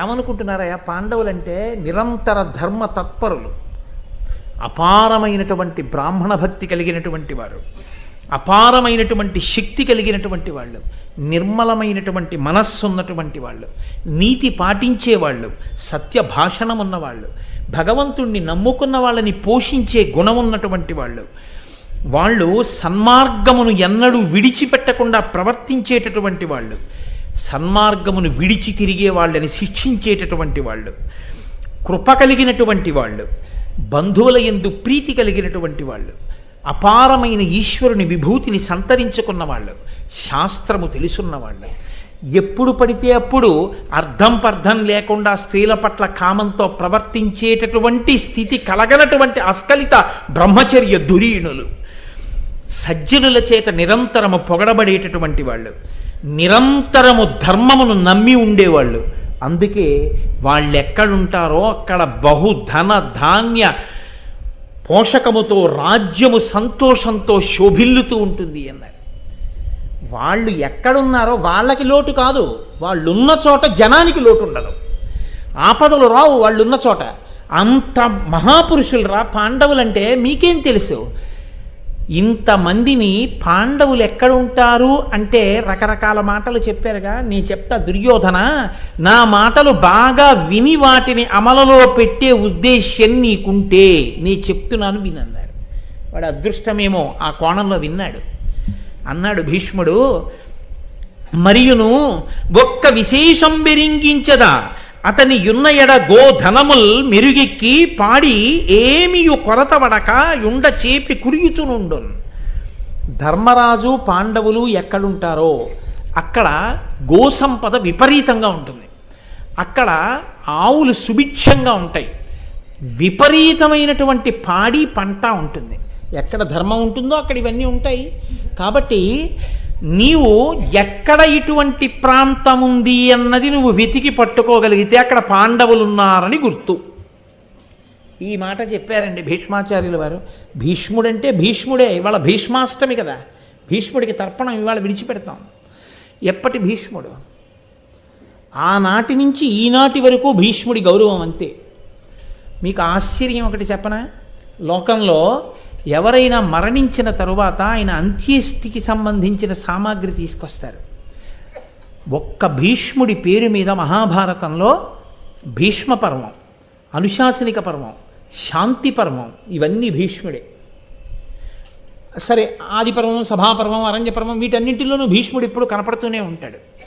అటువంటి భీష్ముడు ఇంకా ప్రాణాలతో ఉండగా ధర్మరాజు గారు రథం మీద గంధపు చెక్కలు, ఆవు నెయ్యి, అంత్యేష్టి సంస్కారంలో చెప్పే మంత్రాలు చెప్పడానికి ధౌమ్యుణ్ణి, ఆ తర్వాత ఇదే కడసారి చూపు చూద్దురుగా రండని అంతఃపుర స్త్రీలని అందరినీ తీసుకుని వచ్చాడు. తీసుకుని వచ్చి ఒక మాట చెప్పాడు భీష్ముడితో, తాత ఆవునేతి కుండలు, గంధపు చెక్కలు, అంత్యేష్టి సంస్కారానికి కావలసినటువంటి మంత్రాన్ని పఠించగలిగినటువంటి బ్రాహ్మణులు, ధౌమ్యుడు, అన్ని సంభారాలు తీసుకొచ్చానన్నాడు. ఇంకేమిటి కొరత? నువ్వు శరీరం వదిలిపెట్టడమే. అంటే ఇది ఎంత తేలిగ్గా ఉంటుందో తెలుసా అండి? వాషింగ్ మిషన్ సిద్ధం, కరెంటు రెడీ, సర్ఫ్ గుండా వేసేసాను, నీళ్లు వదిలేశాను, మీరు ఒక్కసారి వచ్చి ఆ పంచాలాల్చి ఇచ్చేస్తే వేసేస్తాను వాషింగ్ మిషన్. అండం ఎలా ఉంటుందో అంత తేలిగ్గా చెప్పాడు ధర్మరాజు. అది కొంచెం కష్టంగా అనిపించట్లా మీకు? అయితే తెలివి తక్కువ వాడై చెప్పలేదు ఈ మాట. అంత తేలికగా శరీరాన్ని వదలగలడు. ఇది భీష్ముడంటే. ఆయన అన్నాడు, చాలా సంతోషం రా మనవడా, ఈ శరీరానికి నీలాంటి మనవడొకడు ఉన్నందుకు పొంగిపోతున్నాను రా. మాఘమాసం వచ్చిందా, మాఘమాసం శుక్లపక్షం నాకు అత్యంత ప్రీతిపాత్రమైన రోజులు, అష్టమి తిథి నాడు విడిచిపెట్టాడు శరీరాన్ని అని కృష్ణ భగవానుడి వంక తిరిగి, భగవన్ మీరు అనుమతిస్తే ఇంకా ఈ శరీరాన్ని వదిలిపెట్టేస్తానన్నాడు. అనుమతిస్తున్నాను, నువ్వు శరీరాన్ని విడిచిపెట్టు అన్నారు. అష్టమి నాటికి కాలి బొటన వేలు దగ్గర నుంచి వెనక్కి లాగాడండి. మీరు అనుశాసనిక పర్వం చదివితే తెల్లబోతారు భీష్ముడి గొప్పతనానికి. బొటన వేలు నుంచి లాగేస్తుంటే జడీభూతమైపోయింది శరీరం. లాగేసి హృదయస్థానం దగ్గర నుంచి ప్రాణాలన్నింటినీ కూడా ఉద్గమం చేసి బ్రహ్మస్థానం దగ్గరికి తీసుకెళ్ళి బ్రహ్మస్థానాన్ని పగలకొట్టి పైకి లేస్తే దివ్య జ్యోతిని అందరూ చూశారు. ఆ జ్యోతి చూస్తుండగా అలా వెళ్ళి కనుమరుగైపోయి వసువులలోకి వెళ్ళిపోయి ద్యు అనబడేటటువంటి ఆ వసువు కింద మారిపోయింది. గంగ లేచొచ్చి ఏడిచింది, మళ్ళీ ఇక చరిత్రలో ఇలాంటి మహాపురుషుడు పుడతాడా? వెళ్ళిపోయాడు భీష్ముడు. ఇక లోకంలో ఇక భీష్ముడు లాంటి వ్యక్తి లేడు. నా తండ్రి అంపశయ్య మీద పడుకుని కూడా అన్ని ధర్మాలు చెప్పాడు. శాంతి పర్వం చదివితే కళ్ళ నీళ్ళు వస్తాయండి. కృష్ణ పరమాత్మ ధ్యానంలో కూర్చున్నారు. వెడదాం భీష్ముడి దగ్గరికని ధర్మరాజు గారు వచ్చి అడిగాడు, ఏమి అలా మీరెవరిని ధ్యానం చేస్తున్నారని అడిగాడు. పైకి లేచాక నన్ను ధ్యానం చేస్తున్న వాడిని చూస్తున్నానన్నాడు భీష్ముడు. ఎంత బాధపడుతున్నాడో తెలుసా? మీరు భీష్మ పర్వం చదివితే తెల్లబోతారు. ఆయన ధర్మం చెప్తాడు ఆఖరణ. శిబిరానికి వెళ్ళారండి కృష్ణుడు పాండవులు. తాత యుద్ధంలో ఉంటే ఇంక గెలవలేము చెప్పేశాడు కృష్ణుడు. భీష్ముడు ధనస్సు పట్టుకున్నంత కాలం ఇక మీరు కొట్టలేరు. నేను వెళ్ళాడు. వెడితే కూర్చోపెట్టి, నాన్న ఇంతమంది నా కోసం ఇంత రాత్రి వచ్చారా, క్షేమమా, కూర్చోండి ధర్మరాజా అని అందరినీ కూర్చోపెట్టాడు. కూర్చోబెట్టి, ఏం నాన్న ఇలా వచ్చారు, మీ ముఖాలు చూస్తే ఏదో బెంగ పెట్టుకున్నట్టున్నారు, కనిపెట్టేశాడు. మీరు ఏది అడిగితే అది ఇచ్చేస్తానన్నాడు. ఆయన అన్నాడు, తాత మాకు జయం ఎలా లభిస్తుందన్నాడు. నా చేతిలో ధనస్సు ఉన్నంతకాలం మీకు జయం రాదు రామనవడా అన్నాడు. అయితే తాత ధనస్సు ఎలా వదిలేస్తామన్నాడు. శిఖండిని అర్జునుడి రథం మీద నించోపెట్టి అర్జునుడిని బాణాలు కొట్టమనరా, పడిపోతానన్నాడు. మీరు భీష్మ పర్వం చదువుతుంటే అండి మీకు అక్షరాలు కనపడవు, కన్నుల నీరొచ్చి ఆ భీష్ముడే. ఆయన అర్జునుడు బయటికి వచ్చి కృష్ణుడితో అంటాడు, మా చిన్నతనంలో మా తండ్రి చనిపోయాడు, మాకు అసలు నాన్నగారండి అని పిలవడమే బాగా తెలియదు. అటువంటి రోజుల్లో మమ్మల్ని చంపాలని అందరూ చూస్తుంటే మాకు తెలియక ఇంతమంది శత్రువులని మేము ఆడుకుంటూ నేల మీద పడిపోయి ఒళ్ళంతా మట్టి అంటించుకుంటే అహర్నిశలు మమ్మల్ని కనిపెడుతూ గబగబా నడిచొచ్చి అంత మనిషి కూర్చుని తన తొడ మీద కూర్చోబెట్టుకుని నా ఒంటి మట్టి తనకు అంటుకునేటట్టుగా ఉత్తరీయం తీసి నా ఒళ్ళు తుడిచి నన్ను కౌగిలించుకుని ముద్దు పెట్టుకుని నా అభ్యున్నతిని కోరి ఆశీర్వచనం చేసి ద్రోణాచార్యుల వారి దగ్గర నన్ను కూర్చోపెట్టి నన్ను సమస్త శస్త్రాస్త్ర విశారదుణ్ణి చేశాడు. అంతటి తాత అటువంటి తాతని శిఖండిని అడ్డుపెట్టి బాణాలు కొట్టనా? ఒక్క నాటికి కొట్టను. రాజ్యమే పోని, యుద్ధంలో మేమందరం తెగటారిపోని, తాత మీద బాణం నేను వెయ్యలేనన్నాడు. కృష్ణుడు అన్నాడు, నువ్వెవరివి వెయ్యడానికి, వెయ్యకపోవడానికి? నువ్వు పుట్టిందే భీష్ముడిని చంపడానికి. విధి అనుల్లంఘనీయం. ఈ మాటలు చెప్పిన నువ్వే బాణాలు కొడతావు చూడన్నాడు. అలాగే జరిగిందండి. ఇప్పుడు నేను ఎక్కడ చెప్పను భీష్మ పర్వం అంతా, చెప్పిన రోజున చెప్తాను. కాబట్టి శిఖండిని ఎదురుపెట్టి బాణములు కొడితే లెక్క చెప్పారు భీష్మ పర్వంలో. మనిషి బొటనవేలు తీసి ఇలా పెట్టడానికి చోట్లేదు, అలా కొట్టారు. తల దగ్గర నుంచి ఆయన పాదాల వరకు కొట్టేశారు బాణాలు. కొట్టేస్తే రథం నుంచి డుళ్ళి కింద పడితే ఒక్క తలకి మాత్రం కొట్టలేదు వెనకాల. దానివల్ల తల వ్రేలాడిపోయింది. వ్రేలాడిపోయి రథం మించి కింద పడ్డాడు. ఆ బాణ పంజరం మీద పడుకున్నాడు. పడుకుంటే మానస సరోవరం నుంచి ఋషులు ఎగిరి వచ్చారు దివ్య శరీరాలతో. అయ్యయ్యో, ఇంతటి మహాత్ముడు ఇహ పుట్టడు భూమండలం మీద, ఇటువంటి వాడు దక్షిణాయనంలో శరీరం వదిలిపెట్టేస్తున్నాడు ఏమిటి, స్వచ్ఛంద మరణం వరం ఉండని. ఆయన అన్నాడు, నాకు తెలుసు ఉత్తరాయణం రాలేదని, ప్రాణములను అప్పటి వరకు నిలబెట్టాలని నేను నిశ్చయంతో ఉన్నాను అన్నాడు. అనేటప్పటికీ అర్జునుడు గబగబా దిగొచ్చి తలగడ కింద బాణాలు కొట్టాడు. తల తిప్పి చూసి అన్నాడు, ఇలా నువ్వు బాణములను తలగడగా అమర్చకపోయి ఉంటే పార్థాని నేను శపించి ఉండేవాడిని అని చెప్పాడు. అప్పుడు భూమి లోపలికి బాణం వేస్తే గంగాజలం వచ్చి నోట్లో పడితే తాగాడు. అస్కలిత బ్రహ్మచారి. ఎన్ని తరాలు చూశాడో కిందకి. మహానుభావుడు, ధర్మానికి కట్టుబడిపోయాడు. ఏమి భీష్మాచార్యుల వారండి, భీష్మాచార్యుల వారి పేరు చెప్పుకుంటే చాలు మీకు ఆశ్చర్యం తెలుసా? ఎంత ఘోరమైన పాపానికైనా సరే తల్లి కాకపోతే, తండ్రి కాలేకపోతే, ఇవాల్టి రోజున భీష్మాష్టమి నాడు నువ్వులతో తర్పణ చేస్తూ తండ్రికి తద్దినం పెడితే ఎలా తద్దినం పెడతారో అలా పిండాలు చేసి భీష్మాచార్యుల వారి ప్రవర చెప్పి, అదిగో అక్కడ ఉంది కదా శ్లోకం, తర్పణ శ్లోకం, ప్రవర చెప్పి ఆ దంపతులు భీష్ముడికి తద్దినం పెడితే వాళ్ళకి వెంటనే కడుపు పండి యశోవిరాజితుడయ్యేటటువంటి కొడుకు పుడతాడు. అప్పటికీ ఇప్పటికీ భీష్ముడంటే అంత శక్తివంతుడు. ఆయన పేరు చెప్పి యుగాలు మారిపోయినా సరే ఇవాళ భీష్ముడికి తర్పణ ఇస్తాం. ఇవాళ భీష్ముడికి తర్పణ ఇవ్వకుండా ఉండకూడదు. అలా ఉంటే అంతకన్నా దారుణం ఇంకోట్లేదు. అందుకే కదా మనం ఇక్కడ బోర్డు పెట్టాం. అమెరికా నుంచి ఫోన్ చేశారండి నాకు, మేమందరం కూడా తర్పణలు ఇస్తాం, వెబ్సైట్లో ఆ పద్యం పెట్టించరా అంటే నేను వెబ్సైట్లో పెట్టించాను దాన్ని. అంటే ఇవాళ ప్రపంచవ్యాప్తంగా భీష్మాచార్యుల వారికి తర్పణ విడిచిపెట్టాలని అందరంత స్ఫూర్తి పొందడానికి కాకినాడ అయ్యప్ప స్వామి దేవాలయం వేదిక అవ్వడం నాకెంతో ముదావహం, నాకెంతో సంతోషకారం. కాబట్టి అటువంటి భీష్ముడు, మహానుభావుడు భీష్ముడంటే, ఎవరి పేరెత్తితే పాపరాశి దగ్ధం అవుతుందో అంతటి మహాపురుషుడు భీష్మాచార్యుల వారు. అటువంటి భీష్ముడు. కాబట్టి అటువంటి గోవులు ఎక్కడుంటాయో అక్కడ పాండవులు ఉంటారు. నీకు చేతనైతే వాళ్ళని పట్టుకునే ప్రయత్నం చెయ్యి అన్నాడు. అనగానే దుర్యోధనుడు అన్నాడు, సింహబలుడు భీమసేనుండు, శల్యుండు, హలధరుడు సమాన బలము వార, ఉండురులను గెలుచునుత్సాహమును కల ఉద్ధతులను బాహుయుద్ధపరులు.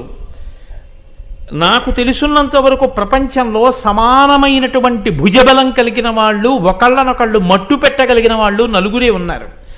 ఒకడు కీచకుడు, రెండవ వాడు భీమసేనుడు, మూడవ వాడు శల్యుడు, నాలుగవ వాడు హలధరుడు అంటే బలరాముడు. ఈ నలుగురే ఒకరినొకరు మట్టు పెట్టగలరు.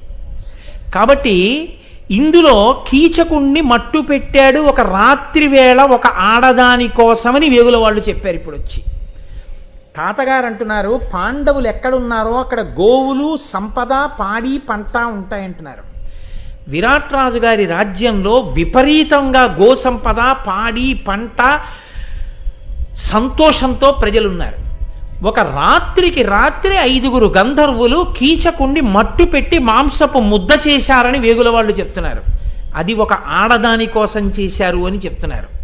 అలా చెయ్యగలిగినది కీచకుణ్ణి సమాన బలురైనటువంటి మిగిలిన ముగ్గురే చెయ్యాలి. చేస్తే భీముడు చెయ్యాలి, లేకపోతే శల్యుడు చెయ్యాలి, లేకపోతే బలరాముడు చెయ్యాలి. ఈ నలుగురు భుజశక్తులతో నెనయగజాలు నట్టి దొర్బలమెందుంగానము కావున వీరల లోనన యుండరులు కనిగెలుపు సమకూరున్. కాబట్టి వీళ్లల్లోనే ఎవరో ఒకరితో ఒకరు పెనగి ఉండాలి. ఎవరితో ఎవరన్న దాంట్లో ఒకడు తెలిసిపోతున్నాడు. కీచకుడు చచ్చిపోయాడు కాబట్టి కీచకుడు పెనగాడు. ఎవరితో యుద్ధం చేసి ఉండాలి? మిగిలిన ముగ్గురులో ఎవరితోనో చేసి ఉండాలి. చేస్తే భీముడు, లేకపోతే శల్యుడు, లేకపోతే బలరాముడు. మన వేగుల వాళ్ళు చెప్పిన సమాచారాన్ని బట్టి తక్కిన వారలా తనకి దవ్వుల చోటుల వారు వాయుజుండొక్కడు ఇంక సింహబలు నుద్ధతి మాంచిన మంచువాడు అతండక్కడ నిల్చెగావలయు ఆ సతి ద్రౌపదిగాగను వేరొక్కరు ఆజి కీచకుల నోర్వగ జాలమి మీరెరుంగరే. బలరాముడు ఎక్కడో ఉన్నాడు. వేగుల వాళ్ళు చెప్తున్నారు బలరాముడు ఎక్కడికి వెళ్ళలేదు, ద్వారకానగరంలో ఉన్నాడు. వేరొకడు శల్యుడు అంతకన్నా చాలా దూరంలో ఎక్కడో ఉన్నాడు. శల్యుడు ఎక్కడికి కదలలేదు. భీముడు అజ్ఞాతవాసంలో ఉన్నాడు. కాబట్టి భీముడే అక్కడ ఉండాలి. భీముడే కీచకుణ్ణి చంపి ఉండాలి. ఒక రాత్రికి రాత్రి గుర్తు తెలియని రీతిలో చెట్టు పెకలించి 105 ఉపకీచకుల శవాలు గుర్తు పెట్టకుండా మోదగలిగినటువంటి శక్తి పవనసుతుడైన ఒక్క భీమసేనుడికే ఉంది. అంటే వాళ్ళ శౌర్యం ఎటువంటిదో తెలుసు దుర్యోధనుడికి. కాబట్టి ఖచ్చితంగా భీముడే కీచకుణ్ణి చంపాడు. ఎవరి కోసం చంపాడో ఆ సైరంధ్రి వేరొకరు కారు ద్రౌపదీదేవి. అక్కడ గోసంపద బాగా ఉంది, పాడి పంటలు ఉన్నాయి కాబట్టి అక్కడ ధర్మరాజు ఉన్నాడు. ధర్మరాజుతో పాటు మిగిలిన 9 తమ్ముళ్ళు ద్రౌపది అక్కడే సేర తీరుతున్నారు. ఇప్పుడు వాళ్ళ 5గురిని మనం బయటికి తీసుకురావాలి. 5గురిని బయటికి తీసుకురావాలంటే ఒక్క ప్రణాళిక ఉంది. గోవులను కానీ ఎత్తుకొస్తే పాండవులు ఒప్పుకోరు. కాబట్టి ఇప్పుడు మనం సైన్యంతో వెళ్ళి విరాట్ రాజు గారి గోసంపదను అంతటినీ కూడా తరలించి తీసుకొచ్చేయాలి. తీసుకొస్తే విరాట్ రాజు మన మీదకి యుద్ధానికి వస్తాడు. విరాట్ రాజు యుద్ధానికి వచ్చినప్పుడు విరాటరాజుతో పాటు విరాటరాజు సైన్యం అంతా కదిలి వచ్చేస్తుంది. ఒకవేళ బయట పడకూడదనుకుంటే పాండవులు 5గురు అంతఃపురంలో ఉంటారు. అప్పుడు దక్షిణ గోగ్రహణం అన్న పేరుతో మొట్టమొదట ఈ సుశర్మ ఏలుతున్నటువంటి రాజ్యపు జీతగ్రామాల వైపు నుంచి వెళ్ళి విరాట్ రాజు గారి గోవుల్ని మరలించి తీసుకురావడానికి వెళ్ళినప్పుడు విరాటరాజు ససైన్యంగా వచ్చేస్తాడు. ఇంకెవరు ఉండరు విరాట్ నగరంలో. మరునాడు అంటే బహుళ అష్టమి నాడు దక్షిణ గోగ్రహణం జరగాలి, బహుళ నవమి నాడు ఉత్తర గోగ్రహణం జరగాలి. మనం వేరొక దిక్కు నుంచి విరాట నగరానికి వెళ్ళి అక్కడ ఉన్న గోసంపదని తీసుకురావాలి. గోవులను ఎత్తుకుపోతుంటే మాత్రం గోవుల్ని తరలిస్తున్నారని తెలిసి కూడా అజ్ఞాతమాసం కాదు, ఏది పోయినా పర్వాలేదు, ధర్మరాజు ఒప్పుకోడు, బయటపడిపోతాడు, యుద్ధానికి వచ్చేస్తాడు. మనం యుద్ధం చేయక్కర్లేదు, వస్తే చాలు 9 తెలిసిపోతారు. తెలిసిపోతే చాలు అరణ్యవాసం అజ్ఞాతవాసానికి మళ్ళీ వెళ్ళిపోతారు. కాబట్టి ద్విముఖంగా దక్షిణ గోగ్రహణం ఉత్తర గోగ్రహణంగా మనం నడిపిద్దాం, పాండవులు బయటికి వచ్చేస్తారన్నాడు. అది వ్యూహం తక్కువది కాదు, చాలా గొప్ప వ్యూహం పన్నాడు. నేను ఇదే మీతో అన్నది. ద్రోణుడు ఇదే మాట చెప్తున్నాడు, ఆపదలు అంటావు వారిని అన్నాడు. వాళ్ళు ఎంత ధర్మాత్ములో చెప్తున్నాడు, గోవుల కోసం బయటికి వస్తారంటున్నాడు. ఇంత ధర్మాత్ములైన వాళ్ళని వాళ్ళ ధర్మం రక్షిస్తుందని మాత్రం అనలేకపోతున్నాడు. మీరు చూసారా, ఇది ప్రమాదహేతు. మీరు గుడికి వెళ్ళారా, గుడికి వెళ్ళలేదా అంటే గుడికి వెళ్ళి ఉండవచ్చు, కానీ గుడికి ఎందుకు వెళ్ళారు అన్నది మీకు ముందు అవగాహన ఉండాలి. అన్నీ తెలుసున్నవాడు నా ఎదురుగుండా ఉన్నాడు, అన్నీ నాకు ఇచ్చినవాడు ఉన్నాడు, కాబట్టి మీరు తల ఎగరైకూడదు, అక్కడ తల దించే ప్రయత్నం చేయాలి. అసలు ఆ అవగాహన లేకుండా అక్కడికి వెళ్ళి అర్థం బద్ధం లేని మాటలు అక్కడ కూడా మాట్లాడితే ఇంకా గుళ్ళోకి వెళ్ళి ఉపయోగం ఏముంటుంది? దుర్యోధనుడు అంతే, వాళ్ళ పౌరుష ప్రతాపాలు లెక్కలు ఖచ్చితంగా కడతాడు. వాళ్ళు దేనికి బయటికి వస్తారో చెప్తాడు, దాని వెనక ఉన్న వాళ్ళ ధర్మం చెప్తాడు. కానీ అంతటి ధర్మాత్ములు కాబట్టి మన చేత ఎలా నిగ్రహింపబడతారో, మనం ఎలా ఆపద తీసుకొస్తాం వాళ్ళకి, ఈ మాట మాత్రం అండం. ఇది గమ్మత్తు. ఈ మాట అనగానే అక్కడ ఒకడు ఉన్నాడు, ఆయన చిత్రమైన వ్యక్తి, సుశర్మ అని. ఆయన త్రిగర్త దేశాధీశుడు. విరాటరాజు గారి నగరానికి సరిహద్దుల్లోనే ఉంది ఆ త్రిగర్త దేశం. ఈ రెండిటి సరిహద్దులు పక్క పక్కనే ఉన్నాయి. ఈ సుశర్మలు ఇద్దరు ఉన్నారు భారతంలో. కర్ణుడి కొడుకు సుశర్మ ఒకడు ఉన్నాడు, ఈయన త్రిగర్త దేశాధీశుడు సుశర్మ ఒకడు ఉన్నాడు. మహాభారతంలో ఈ సుశర్మది ఒక గొప్ప ఖ్యాతి ఏమిటో తెలుసా అండి? ఈయన ఎందుకు వెళ్ళిపోయాడో తెలియదు. మొట్టమొదటి నుంచి దుర్యోధనుడికి పరమమిత్రుడు, అంతేవాసి, అంతే, ప్రాణం పోయే వరకు దుర్యోధనుడితోనే ఉన్నాడు. విరాట్ రాజు అంటే కోపం, పక్క దేశం అయినా విరాట్ రాజుతో పడదు, కానీ విరాట్ రాజుకు దుర్యోధనుడితో పడదు. సుశర్మకి దుర్యోధనుడు అంటే ప్రాణం. ఈ సుశర్మ ఎప్పుడెప్పుడు అవకాశం వస్తే అప్పుడప్పుడు విరాట్ రాజు మీద కాలు దువ్వుతూ ఉంటాడు. కానీ పూర్వం ఒకసారి ఓడిపోయాడు కీచకుడి చేతిలో. అప్పటి నుంచి దెబ్బతిన్న త్రాచుపాములో ఉన్నాడు. ఎప్పుడెప్పుడు విరాట్ రాజు గారి మీద కక్ష తీర్చుకుందామా అని. అవకాశం దొరకట్లేదు.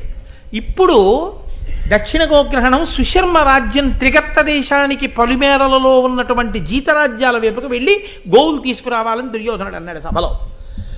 మంచి అవకాశం దొరికింది. ఈయన విచిత్రం ఏంటంటే, ఈ సుశర్మ మహాభారతంలో మొట్టమొదట బయలుదేరిన వాడు కురుక్షేత్ర యుద్ధంలో చిట్ట చివరి వరకు బ్రతికే ఉన్నాడండి. అదో విచిత్రం. ఎందుకంటే మహాభారతంలో చాలామంది ఏమైపోయారంటే కురుక్షేత్రం దాకా వెళ్లకుండానే పడిపోయారు. కొంతమంది కురుక్షేత్రానికి వెళ్ళి పడిపోయారు. సుశర్మ చాలా కాలం పోరాటం చేశాడు. చిట్ట చివరిగా అర్జునుడు ఒక రోజున బల్లెంతో గుండెల్లో గుచ్చి చంపేశాడు. అర్జునుడి చేతిలో చచ్చిపోయాడు. ఇటువంటి సుశర్మ వెంటనే సభలో లేచి దుర్యోధనుడితో మాట్లాడడం కుదరదు. ఎందుకంటే ఆయన పొగరటువంటిది, ఆయన రాజసం అటువంటిది. తిన్నగా లేచి దుర్యోధనుడిని ఉద్దేశించి, ఏమంటే నాకు మంచి అవకాశం ఇవ్వండి, నేను వెళ్ళి కొడతానంటే ఇలా చూస్తాడు. ఆయనకే ఊరంతా పొగరు, ఆయనతో ఎవరు మాట్లాడతాడు? అందుకని ఆయన రాజసం అటువంటిది దుర్యోధనుడిది. అందుకని ఇప్పుడు తను అవకాశం పుచ్చుకోవాలి. తను అవకాశం పుచ్చుకోవాలంటే ఏం చేయాలి? పక్క వాళ్ళతో కాస్త దుర్యోధనుడు ఎవరు చెప్తే వింటాడో వాళ్ళతో మాట్లాడాలి. దుర్యోధనుడు ఎవరు చెప్తే వింటాడు? మీరు ఇందాక చూశారుగా, కర్ణుడు చెప్పినా దుశ్శాసనుడు చెప్పినా వెంటనే తలకెక్కుతుంది. వాళ్ళ స్నేహం అటువంటిది. అందుకని కర్ణ దుశ్శాసనుల దగ్గరికి వెళ్ళి చెవిలో మంతనాలు ఆడాడు. ఇప్పుడు కర్ణుడు దుర్యోధనుడికి వినపడేటట్టు అన్నాడు. ఏం పర్వాలేదు చెప్పు, బాగుంది నీ ఆలోచన అన్నాడు. అనగానే దుర్యోధనుడు ఇలా తిరిగాడు. అంటే ఏమిటి? కర్ణుడికి ఏదైనా నచ్చిందంటే దుర్యోధనుడికి నచ్చినట్టే. అది వాళ్ళ ప్రాణం, అది వాళ్ళ స్నేహం. కాబట్టి ఇప్పుడు ఆ సుశర్మ లేచి మాట్లాడుతున్నాడు. భంగముతోడనున్న పంపు విరాటుని మీద భూమికించెంగట నుండు నా దైన జీతపటుళ్లను సంతతంబు వానింకడు గాసిసేయునతనించెరుపం దరిజయ్యే ముట్టి సప్తాంగము చూరతిచ్చద అహంకృతి ఎల్ల అడంచి వచ్చెదన్. మహారాజా, నాకు ఎప్పటినుంచో కోరిక విరాట్ రాజుని ఓడించి అతని రాజ్యంలో ఉన్న సంపదనంతా కొల్లగొట్టాలని. పూర్వం కేకయ్యరాజు సాల్వరాజుతో కలిసి కీచకుడు నన్ను ఒకసారి యుద్ధంలో ఓడించాడు. ఆ తర్వాత నేను మళ్ళీ ఓడించాలి కీచకుడిని ఎంతో అనుకున్నాను, కానీ వాడు చచ్చిపోయాడు. ఇప్పుడు నాకు అవకాశం లేదు.